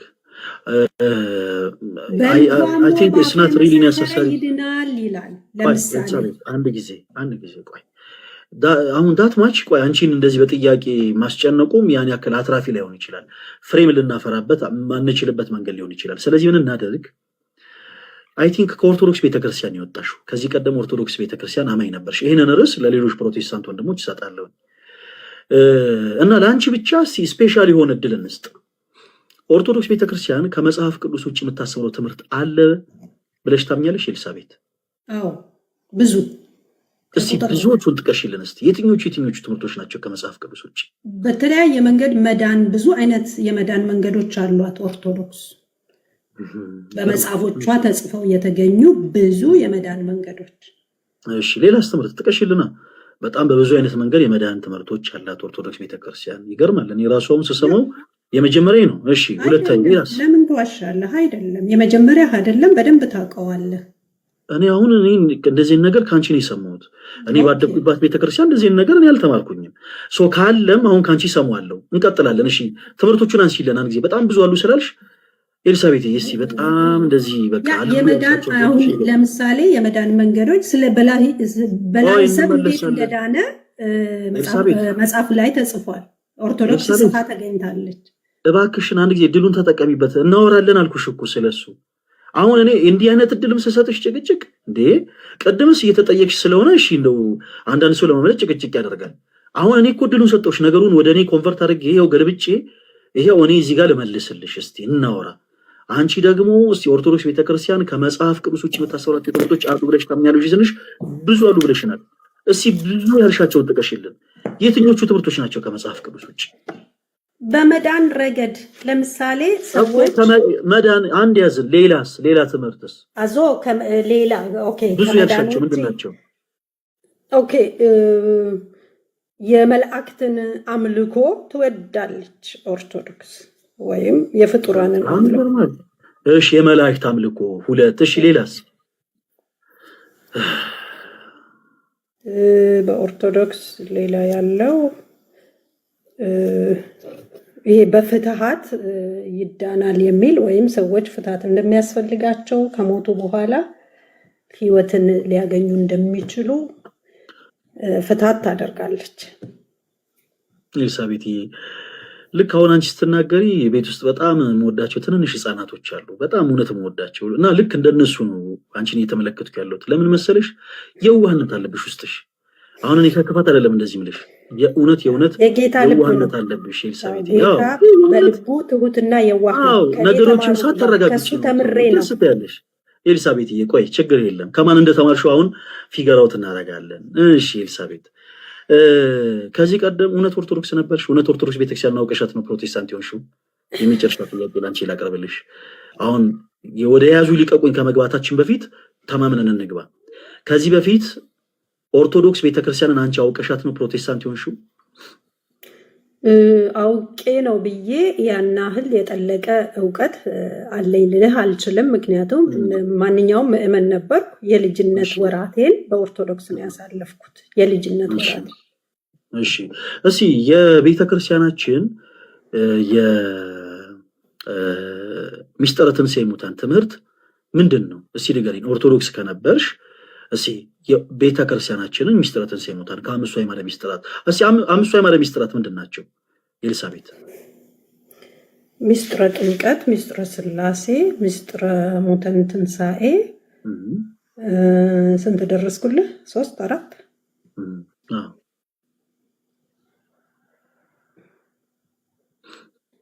እና ሚስጥረ ቁርባን ነው። ሚስጥረ ቁርባን ስጋና ደም። በጣም ጥሩ። እሺ ይሄን ያክል እንደው እያንዳንዱን ይሄንን አምስቱ አዕማደ ሚስጥራትን እየገባሽ እስቲ ምንድነው ምን ብለን ነው የምናስበው ምናምን ከምንል ሲምፕሊ የትኛውን ክርስቲያን ሊመልሰው የሚችለውን ሐሳብ እንትን እንበል። የጠለቀ እውቀት የለኝም ብለሽ ቀድመሽ ስለተናገር ምንም ችግር የለውም። በቅዳሴያችን ወቅት ስንት መጽሐፍቶች ይነበባሉ ኤልሳቤት? ቅዳሴ በግዕዝ ነበር ወንድማ ለምን በነበርኩበት ሰዓት። ከቅዳሴ በኋላ ግን አውደ ምሕረት ላይ ታምረ ማርያም ይነበባል። እኔ አሁን ያልኩሽ በቅዳሴያችን ወቅት የሚቀደሰው በወላይተኛ ነው ወይ ብዬ እኮ አልጠየቅኩሽም። ያ በግዕዝ ነው። ልሰማውም አልችልም፣ ልመልስልህ አልችልም። ምን ተብሎ ነው የሚቀደሰው አላልኩሽም እኮ። እኔ አሁን ግዕዙን ተርጉመሽ ንገሪኝ አላልኩሽም እኮ። የጠለቀ እውቀት የለኝም ያልሽን ሰው እንዴት ነው ግዕዝ ተርጉም የሚልሽ ኤልሳቤት? እኔ እኮ ዳትማች ህፃን አይደለሁኝም። ተረጋጊና አዳምጪኝ እሺ። ምልሽን ነገር አዳምጪ። በቅዳሴያችን ወቅት ነው ያልኩሽ። የቅዳሴ ጸሎት ተጀምሮ እስከሚያልቅ ባለበት ክፍል ውስጥ በእነዚህ ሰዓታት ውስጥ ስንት መጽሐፍቶች ይነበባሉ? የማውቀው ነገር የለም ስንት እንደሚያነቡ። የልጅነት ወራቴን ነው በቤተክርስቲያን ያሳለፍኩት። ሲቀድሱ አስቀድሼ መጨረሻ ላይ አውደ ምሕረት ላይ የሚነበብ መጽሐፍ አለ። እሱን ሰምተን ወደ ቤት እንሄዳለን። በቃ አይደለም ኖ በቃ አስቀድሻሽ አታውቂም። የሚያስቀድስ ሰው የሚያውቀው ጥያቄ ተረጋጊ እህቴ እባክሽን። አስቀድሰሽ የምታውቂ ከሆነ ይሄው አንድ ቀለል ያለ ጥያቄ ጠየኩሽ። የልጅነት ወራቴን ነው አልኩህ እኮ ከአያቴ ጋር። እሺ በስንት ዓመትሽ ነው ፕሮቴስታንት ሆንሽው? ቆይ በስንት ዓመትሽ ነው ፕሮቴስታንት ሆንሽው? ወደ 13 ዓመት አካባቢ። በቃ 13 ዓመት እኮ ነገሮችን ሰዎች በትክክል የሚያስቡበት በትክክል የሚያስሉበት ታይም ነው። ስለዚህ በ13 ዓመትሽ ድረስ ስታስቀድሺ የልጅነት እነዛ 7 ዓመት 6 ዓመት ምናምን ይቅር ከ10 ዓመት እስከ 13 ዓመት ባለው ጊዜ ውስጥ በ3 ዓመት የቤተክርስቲያን ቆይታሽ ውስጥ ስንት የቤተክርስቲያን መጽሐፍቶች ሲነበቡ አይተሻል? ኤግዛክት ቁጥሩን አትገሪም። እንደው በግምት ይሄ መጽሐፍ ሲነበብ አይቻለሁ በይን እስቲ። አላውቅም። በግዕዝ ተቀድሶ አሁን ገና የአዋቂ ሰው ምላሽ መለሽ። ኤልሳቤጥ በጣም ጎበዝ ልጅ። አታቂ እኛም ያልነው ይሄንን ነው። በጣም ብዙ ሰዎች ልክ እንዳንቺ ቤተክርስቲያንን ሳያውቋት ነው የሚወጡት። ምንለው በምክንያት ነው። ቤተክርስቲያንን ሳታውቂያት የወጣሽ አላዋቂ ሰው ነሽ ያልነው ለምንድን ነው መሰለሽ ኤልሳቤጥ? ይሄ ኦርቶዶክስ ቤተክርስቲያን ከመጽሐፍ ቅዱስ ውጭ የምታሰብረው ትምህርቶች እንልሻለን ጭራሽ በቤተክርስቲያን ትምህርቱ ተሰጥቶ ማይታወቅ ቤተክርስቲያን አስተምረው የማታውቃቸውን ትምህርቶች ነው ያነሳሽው። ለምሳሌ መላእክቶችን ኦርቶዶክስ ቤተክርስቲያን አመልካለች አልሽኝ ኤልሳቤጥ። እኔ አንቺ ያላልሽውን እንኳን አልለግንኩኝም። አንቺ ካልሽው ውጪ ሌላ አዲስ ነገር አልጨመርኩም። ለማታውቅ ለምን ትሆናለህ? እኚህ ትምህርቶች በአንድ ኦርቶዶክስ መላእክትን እናመልክ ነበር ኤልሳቤጥ። አንቺ ኦርቶዶክስ እያለሽ ዝማሬ መላእክትን አምልኩ ይባል ነበር? አዎ። እሺ አንድ ጊዜ እኔ ሌላ ስልክ የለኝም ፕሊስ፣ እንዴት እናድርግ? አንድ ጊዜ ታሙ ስልክ ይዛል፣ ሌላ ስልክ። ቆይ ለመላእክት ጸሎት አይቀርብም? ቆይ አንድ ጊዜ ኤልሳቤጥ፣ አረ ቆይ ተረጋጊ ፕሊስ። ሁለት እግር አለኝ ተብሎ ሁለት ዛፍ አይወጣም። ቆይ አንድ ጊዜ ዲያቆንም ይዟል። ዲያቆንም ቪዲዮ ስላበራ ይዛል። ሞኬ ሁለተኛ ስልክ ይዛል፣ ሌላ ስልክ ይዛል። እሺ እህታችን ኤልሳቤጥ፣ ኦርቶዶክስ ቤተክርስቲያን መላእክቶችን ያመልካሉ ካልሽበት ሪዝን ውስጥ አንዱ መዝሙር ይዘምራሉ ነው። መዝሙር የሚዘመረው ለማን ብቻ ነው? መዘመር ያለበት ለማን ብቻ ነው ኤልሳቤጥ? ለእግዚአብሔር ብቻ። ለማርያምስ መዘመር ይቻላል? አይቻልም። ለመላእክትስ ይቻላል? አይቻልም። አይቻልም አይደል? ጎበዝ ልጅ። ዝማሬ ውዳሴ የሚገባው እግዚአብሔር። ድንግል ማርያም ደስ ይበልሽ የሚል ጽሑፍ አንድ ጊዜ ሰርች አድርግና የሚመጣ መዝሙር አለ። ሞት የታምራት መዝሙር ነው። በጣም የምንወደው እኔ አንቺ ትወጂዋለሽ ወይስ አትወጂውም አላልኩሽም።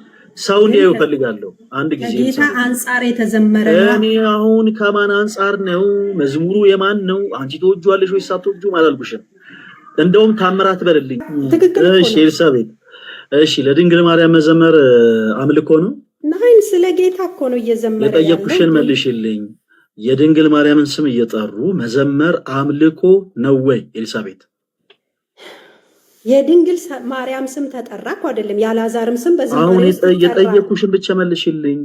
የድንግል ማርያምን ስም እየጠሩ መዘመር አይደለም፣ ለድንግል ማርያም መዘመር ነው ያልኩህ እንጂ አሁን የጠየኩሽን ብቻ መልሽልኝ ኤልሳቤጥ። የድንግል ማርያምን ስም እያነሱ መዘመር አምልኮ ነው ወይስ አይደለም? ምንድነው እዚህ ጋር መግባት ትርጉሙ? ኤልሳቤጥ ትርጉሙን እንግዲህ አንቺ ለራስሽ ተርጉመሽ ተረጂው። አሁን እኛ ለጊዜ የጠየቅሽን ጥያቄ ማትመልሺ ከሆነ ወደፊት ሙቭ ልናደርግ አንችልም። ለፕሮቴስታንቶች ሲሆን አምልኮ አይደለም፣ ኦርቶዶክስ ቤተክርስቲያኖች ሲሆን ግን አምልኮ ነው። ይገርማል። ይሄን ያክል የቤተክርስቲያን ስሜትሽን እየተቆጣጠርሽ ስላልሆነ ኤልሳቤጥ ስሜትሽን እኛ እንቆጣጠርልሽ። በመጀመሪያ ደረጃ ቤተክርስቲያን ውስጥ ቅዱሳን መላእክት ይመለካሉ የሚል ትምህርት በትምህርት ደረጃ ተሰጥቶ ማያውቅም። ተመሪያለው ቤተክርስቲያን እንዴት ታስተምራለች ምናምን የሚል በጣም ካንቺ የተረዳነው አሁን ስትናገሪ ምንድነው መሰለሽ፣ አንድ የምንረዳው ነገር ምናልባት ፕሮቴስታንት የሆኑ ሰዎች ለጊዜው ስለ ኦርቶዶክስ ቤተክርስቲያን ያንክል ዲስከቨር ያላደረጉ ስለሆነ ቤተክርስቲያንን ስለማያውቋት ምናልባት የተናገረው ነገር እንዲህ ነገር አለ እንዴ ብሎ ጥያቄ ሊፈጥርባቸው ይችላል። ለመላው ክርስቲያን ለሆነ ሰው ግን የሚረዱት አንቺ ያለብሽን ጥፍን ጥላቻ ብቻ ነው። እባክሽ ይሄን ያክል ሰው ላይ ጥላቻ ሊኖርሽ አይገባም። ኦኬ ቅዱስ ቤተክርስቲያን ይሄን ያክል ጥላቻ ሊኖርሽ አይገባም። ቤተክርስቲያን የማታሰበውን ነገር ታስተምራለች ብለሽ አይደለም መወየት ያለብሽ። እኛውን ፕሮቴስታንቶችን ስናስገባ ፕሮቴስታንት የሆኑ ሰዎች የማያስተምሩትን ትምህርት የግድ ታስተምራላችሁ እያለን አይደለም የምንወያይ። ምክንያቱም ይሄ የሞኝ ስራ ነው ኤልሳቤጥ፣ ይሄ እኮ የሞኝ ሰው ስራ ነው። እንዲህ ያደርገን አይደለም ከፕሮቴስታንት እህቶች ወንድሞች ጋር የምናወራው። ልክ አንቺን እንዳስገባ ነው እንዲህ ብላችሁ ታምናላችሁ ነው በመጀመሪያ። አዎ እናምናለን ካሉ በኋላ ፈቃዳቸውን ካገኘን በኋላ ነው መልካም እዚህ መጽሐፍ ቅዱስ ክፍል ላይ እንዲህ ይላል እያለን የምንቀጥለው። ኤልሳቤጥ ወሬት ወረድሽ እንዴ ካንቺ ጋር እኮ ነው እያወራን ያለ ነው። እህታችን ወዴት ወረድሽ? እንደዚህ ባይሆን ደስ ይለናል። እባካችሁን ኤልሳቤት እህታችን እና ሌሎች መሰል እህቶች ወንድሞች ፕሮቴስታንት የሆናችሁ ከዚህ ቀደም ኦርቶዶክስ ነበረን። ኦርቶዶክስ ቤተክርስቲያን እናቃታለን። በኦርቶዶክስ ቤተክርስቲያን ውስጥ ነው ያደግነው እና ኦርቶዶክስ ቤተክርስቲያን እንዲህ ስለማታስተምር ኦርቶዶክስ ቤተክርስቲያን ይሄ ትምህርቷ ከመጽሐፍ ቅዱስ ውጪ ስለሆነ እንዲህ ስለሆነ ነው የወጣ ነው የምትሉ ሰዎች እባካችሁ ራሳችሁንም ፕላስ ደግሞ ሌላ ህብረተሰብንም እባካችሁን አታታሉ። ሰው በመጀመሪያ ራሱ ማታለል የለበትም። እግዚአብሔር ያሳያችሁ። አስቀድሻ ቃለው በቅዳሴ የምታማሰው አይደለም ማለት እሺ፣ በቅዳሴያችን ወቅት ስንት መጽሐፍቶች ይነበባሉ? ወራጅ አለ ሺሃቭ ነው አይዲያ ስንት መጽሐፍቶች ይነበቡ ምናምን በቅዳሴ እኔ ምንም ማቀው ነገር የለም ቅዳሴ በግዕዝ ነው አልሰማው ምናምን ትለናለች። እኛ መቼ በወላይተኛ ነው የሚቀደሰዋል እንዴ? እኛ እኮ አሁን ስናስገባት ቅዳሴ በአይደርኛ ነው ወይንስ በከምባትኛ ነው ብለን እኮ አይደለም የጠየቅናት። የቅዳሴው ጸሎት ላይ ያለውን ቋንቋ ተርጉሚና ንገሪ ምን ማለት ነው እኮ አይደለም ያልናት። በቅዳሴ ጸሎት ወቅት ስንት መጽሐፍቶች ይነበባሉ ነው። ስንት መጽሐፍቶች እንደሚነበቡ ላለመናገር ስለማታውቀው ሌላ አይነት ፖለቲካ በዚህ ልክማ ራሳችሁን አታታሉ ፕሊዝ። ሲቀጥል ደግሞ ኦርቶዶክስ ቤተክርስቲያን የምታስተምራቸው ትምህርቶች እሺ ከመጽሐፍ ቅዱስ ውጭ የሆኑ ትምህርቶችን አውጡ ስትባሉ ልክ እነዚህ ሴታችን በስመ አብ ወወልድ ወመንፈስ ቅዱስ አሐዱ አምላክ አሉባልታና ሐሜት የምታወሩ ሰዎች እባካችሁን ተረጋጉ። እንዲህ አይነት ትምህርት ታምናላችሁ ለማለት እኮ በመጀመሪያ በጽሁፍ ደረጃ እንዲህ አይነት ትምህርት እንዳለን ኢቭን ማሳየት አለባችሁ። ቤተክርስቲያን ቅዱሳን መላእክትን ወርሺፕ አድርጉ ብላ አስተምራ አታውቅም። እያንዳንዱ ክርስቲያንም ቅዱሳን መላእክትን አምልኮ አያውቅም። የሌለውን ነገር እንዳላደርጋችሁ ለምን ራሳችሁ ታታልላላችሁ? እኛ ክርስቲያኖች የምናመልከው አምላክ አንድ እግዚአብሔር ነው፣ በላይ በሰማያት ያለ ኦኬ፣ ሰማይን ያለባላ ምድርን ያለ ካስማ ያጸና ትላንት የነበረ አልፋ ዛሬም ያለ ወደፊትም የሚኖር ኦሜጋ እሱ ብቻ አምላክ እሱ ብቻ ፈጣሪ የሆነ በአንድነት ሶስትነት በቅዱሳን መላእክቱ ዘንድ ቅዱስ ቅዱስ ቅዱስ እየተባለ የሚመሰገነውን ኃያል የሆነው እግዚአብሔር አብን ኃያል የሆነውን እግዚአብሔር ወልድ ኃያል የሆነ እግዚአብሔር መንፈስ ቅዱስን ነው የምናመልከው። ሶስትነቱ አንድነቱን የማይከፋፈል አንድነቱ ሶስትነቱን የማይጠቀልለውን የሰማይና የምድር ገዢ የሆነን አምላካችን እግዚአብሔርን ነው በሶስትነትና በአንድነቱ የምናመልከው። በዚህ አምላካችን ላይ በሶስትነቱ ላይ ምንጨምርለት አራተኛ ፍጡር የለንም። እንኳን ቅዱሳን መላእክት እኛ ክርስቲያኖች እናቱ ድንግል ማርያምን እንኳ መልካን አናቀም። እባካችሁ አካኪ በሌለ ጉዳይ ላይ አካኪ ዘራፋት በሉ። ኤልሳቤታችን ልክ እንዲህ አይነት ነገሮች በተናገርሽ ቁጥር ሰዎች ካንቺ የሚረዱት ለቤተ ክርስቲያን ያለሽን ጭፍን ጥላቻ ነው እህታችን። ስለዚህ ባክሽ ቤተ ክርስቲያን የማታሰብራቸውን ትምህርቶች ታሰምራለች በማለት ጊዜሽን አትግደይ። ኦኬ አሁን እንደገና ድሉን እንሰጥሻለን። ቆይ አዎ ብቻዬን ነው የማወራው ኤልሳቤት። እንደዚህ አይነት እቃቃ የሚል ወሬ ከሚያወሩ ሰዎች ጋር ከማውራት ይልቅ ሰው ብቻውን ሆኖ ሕያው የሆነውን የክርስቶስን ቃል ቢናገር ይቀላል። ይሄ እቃቃ የሚሸት ጨዋታችሁን እዛው መንደራችሁ ኤልሳቤት። ስለዚህ አሁን ከዚህ በኋላ እንዲህ ለስለስ ምናምን ብዬ አይደለም ማውራሽ። እሺ በጣም ስነ ስርዓት ትይዢና ባጭር ታይም ምን እናደርጋለን? ኦርቶዶክስ ቤተክርስቲያን ከመጽሐፍ ቅዱስ ውጭ የምታስተምራቸውን ትምህርቶች በማስረጃ ታውጪልናለሽ። አሁን እንደዚህ ይሄ ዝም ብሎ አባጤ ቆጡን ሲባል ያልሰማሽውን ምናምን ወይ ደግሞ ሰዎች ሲያወሩ ይሰማሽውን ዝም ብሎ አይደለም፣ በመጽሐፍ ደረጃ ይሄው እዚህ መጽሐፍ ላይ እንዲህ ያለ ብለሽ መናገር የምትችውን ሐሳብ ብቻ ታነሻለሽ። ኦርቶዶክስ ቤተክርስቲያን ከመጽሐፍ ቅዱስ ውጭ የምታስተምራቸው ትምህርቶች አሉ ብለሽናል። የትኞቹ ትምህርቶች ናቸው ከመጽሐፍ ቅዱስ ውጭ? በጣም ብዙ አሉ። የባይለሰብን ታሪክ ለምሳሌ ዓለም የሚያውቀው ታሪክ ነው አይደል? ባይለሰብ እንዴት ስለ ትምህርት ነው ያወራሁሽ።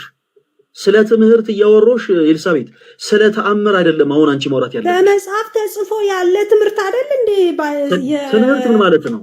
ትምህርት ምን ማለት ነው ኤልሳቤት? የተዘለለ መሰለኝ ፈለገና እንዴት ሆነ የመዝሙሩ ጉዳይ ነው አይደለም። ከምን አለ መሰለም ኦኬ አሁን ሺሃብ ነው አይዲ አሁን ስለ እንደዚህ አይነት ነገሮች ቁጭ አድርገን እንዳንወራት ኤልሳቤት የመጣችው በጭፍን ጥላቻ ነው። ስለዚህ የኤልሳቤትን ጭፍን ጥላቻ ወይ እባክሽን አንተ ነህ ክርስቶስ መንፈስ ያለኝ ሴት ነኝ። ኤልሳ ሚውት አርጊና ዲያቆንዬ አንድ ብቻ ጥያቄ ልጠይቃት ከይቅርታ ጋር ኤልሳ አምልኮ ታመልካላችሁ አይደል? መድረክ ላይ ዘማሪዎች ይዘምራሉ አይደል? ዛሬ እናመልካለን። አምልኮ ዝማሬ ብቻ አይደለም። ስትዘምሩ አንድ በተደጋጋሚ ቫይራል የወጣ የሲዳምኛ መዝሙር ነበረ። ጌታዬ መገኖ መገኖ፣ ሱራፌል መገኖ መገኖ፣ ነብዩ መገኖ መገኖ፣ ጭሮ መገኖ መገኖ የሚል መዝሙር አለ እና ይሄን መዝሙር ሁልጊዜ መድረክ ላይ ጉባኤው ላትበላት እስኪሆን ድረስ በብብታቸው ሲዳምኛ አልችልም ማለት ደግሞ ለማውራት ሳይሆን ለማዳመጥም ደግሞ ፍጠኝ ላበላብ እስኪሆኑ ድረስ ብብታቸው እስኪያልብ ድረስ ሲዘሉ አዋራው እስኪጨስ ድረስ የሚዘሉት ይሄ ለነቢይ ሱራፌል፣ ለነቢይ ዮናታን አክሊሉ፣ ለዘማሪዎች የሚዘመር መዝሙር ነው። ይሄ መዝሙርን እንዴት አየሽው? ለግለሰብ አለ የተዘመረው መድረክ ላይ እስኪ ንገሪኝ። መዝሙሩ ሲዘመርም ሰምቼ አላቅም። ሲዳምኛ አልችልም። እንዳትመጪ ወደዚህ። ምን አይነት ውሸታምና ትላለች? ዓለም ሁሉ የሚሰማው አይደል? አዎ ዮናታን እናመሰግናለን መገኑ ምናምን እያሉ የሚዘመር መዝሙር አይደል? ውሸታም። ለውሸት አትሩጭ። ቀጥሉ ዲያቆን። ኦኬ እኔው እባካችሁን አንዳንድ ሰዎች ፕሊስ እባካችሁን ጭፍን ጥላችሁ አኖራችሁ አትግቡ። አሁነታችንን ፕሮቴስታንት እህት ወንድሞቻችን የሚያስተምሯቸውን ሰው ሰራሽ ትምህርቶች አንስተን ልናወራት ነበር። ልናወራ ያለበትን ሀሳብ እንዲሁ ስለፈራችሁ ወደ ጭቅጭቅ ወደ ንትርክ ነገሮችን ስታመራ እሺ እንደው ከዚህ ቀደም ኦርቶዶክስ ነበርኩ ስላልሽ እስቲ እድልን እንስጥሽ። ኦርቶዶክስ ቤተክርስቲያን በዚህ አጋጣሚ ግን ይቆጫል። ምናልባት አሁን ለእሷ ምንም ላይመስላት ይችላል። እኔ ግን በግሌ ይቆጨኛል። ይህችታችን ኦርቶዶክስ ቤተክርስቲያንን ሳታቃት ክርስቶስ ራስ የሆናትን ይችን ቤት ምንም ሳታቃት አስተምሯ ምን እንደሆነ ሳትረዳ እንዲሁ በጭፍን ማለት ሰዎች መንደር ላይ በሚያወሩት ወሬ እንዲሁ ተይዛ ወደ ክደት መውደቋ በጣም ይቆጨኛል። ከዚህ ከሚደነቅ ብርሃን ወደ ድቅድቁ ጨለማ እንደዚህ መውረዷ እጅግ በጣም ያሳዝናል። እኔ እንደ አንድ ክርስቲያን እንዲህ አይነት ጉዳይ በጣም ይቆጨኛል እና ፕሊስ እባካችሁ በእምነት የተለያየ አይነት አመለካከት ያለን ሰዎችን እና እባካችሁ ስትገቡ በቻላችሁት አቅም በመጽሐፍ ቅዱስ የማስረጃ ብቻ እኛን ለማውራት ሞክሩ። አንዳንድ ጊዜ እንዲሁ አለ አይደለ እንዲህ ቤተክርስቲያን በማታሰብላቸው ጉዳዮች ላይ እንዲህ ዝም ብሎ አፍን ማላቀቅ ጥሩ አይደለም። እኛም እንደዛ አሁን ለምሳሌ ዛሬ ልክ እንዳያችሁት ነው ፕሮቴስታንቶች ወንድሞች ይኸው ዛሬ ርዕሳችን ሰው ሰራሽ ትምህርታችሁን ነው የምናወራው። ሰው መጽሐፍ ቅዱስ ናቸው ብላችሁ የምታምኑቶች ወንድሞች ኑ በመጽሐፍ ቅዱስ የማስረጃ ከኛ ጋር አውሩ እያለን ይኸው እድል እየሰጠን ነው። ፕሮቴስታንቶች የማያምኑበትን ነገር ኖ ታምናላችሁ ብለን ወይ ፈንግቻ አንልም። ማታምኑትን ነገር በቃ አታምኑ። የምታምኗቸው ትምህርቶች ግን አይደሉም ብለን እስካመነን ድረስ ደግሞ በዛ ሐሳብ እናወራቸዋል እና ባካችሁን እንደ ልጅ አክት አታደርጉ ፕሊስ። ጌታው እሺ አቆንዬ እንደዚህ ብለው ይዘምራሉ መድረክ ላይ ጌታ ምስክሬ ማለት ነው። አይ ጴንጤ መዝሙር ማለት ነው። ኩራት ኩራት አለኝ ብኮራስ ምን አለ የእንድዬ ጌታ የኔ ሆኖ እያለ የሱራፌል ጌታ የኔ ሆኖ እያለ እያሉ ሁሉ ይዘምራሉ ስም እየጠሩ የፓስተር ዮናታን ጌታ የኔ ሆኖ ሳለ እያሉ የነሱ አምላክ የኔ ከሆነ ኩራት ኩራት አለኝ ምን አለ ብኮራ ብለው ስም እየጨመሩ ሁሉ ይዘምራሉ መድረክ ላይ። ምን ያስዋሻታል? በኢየሱስ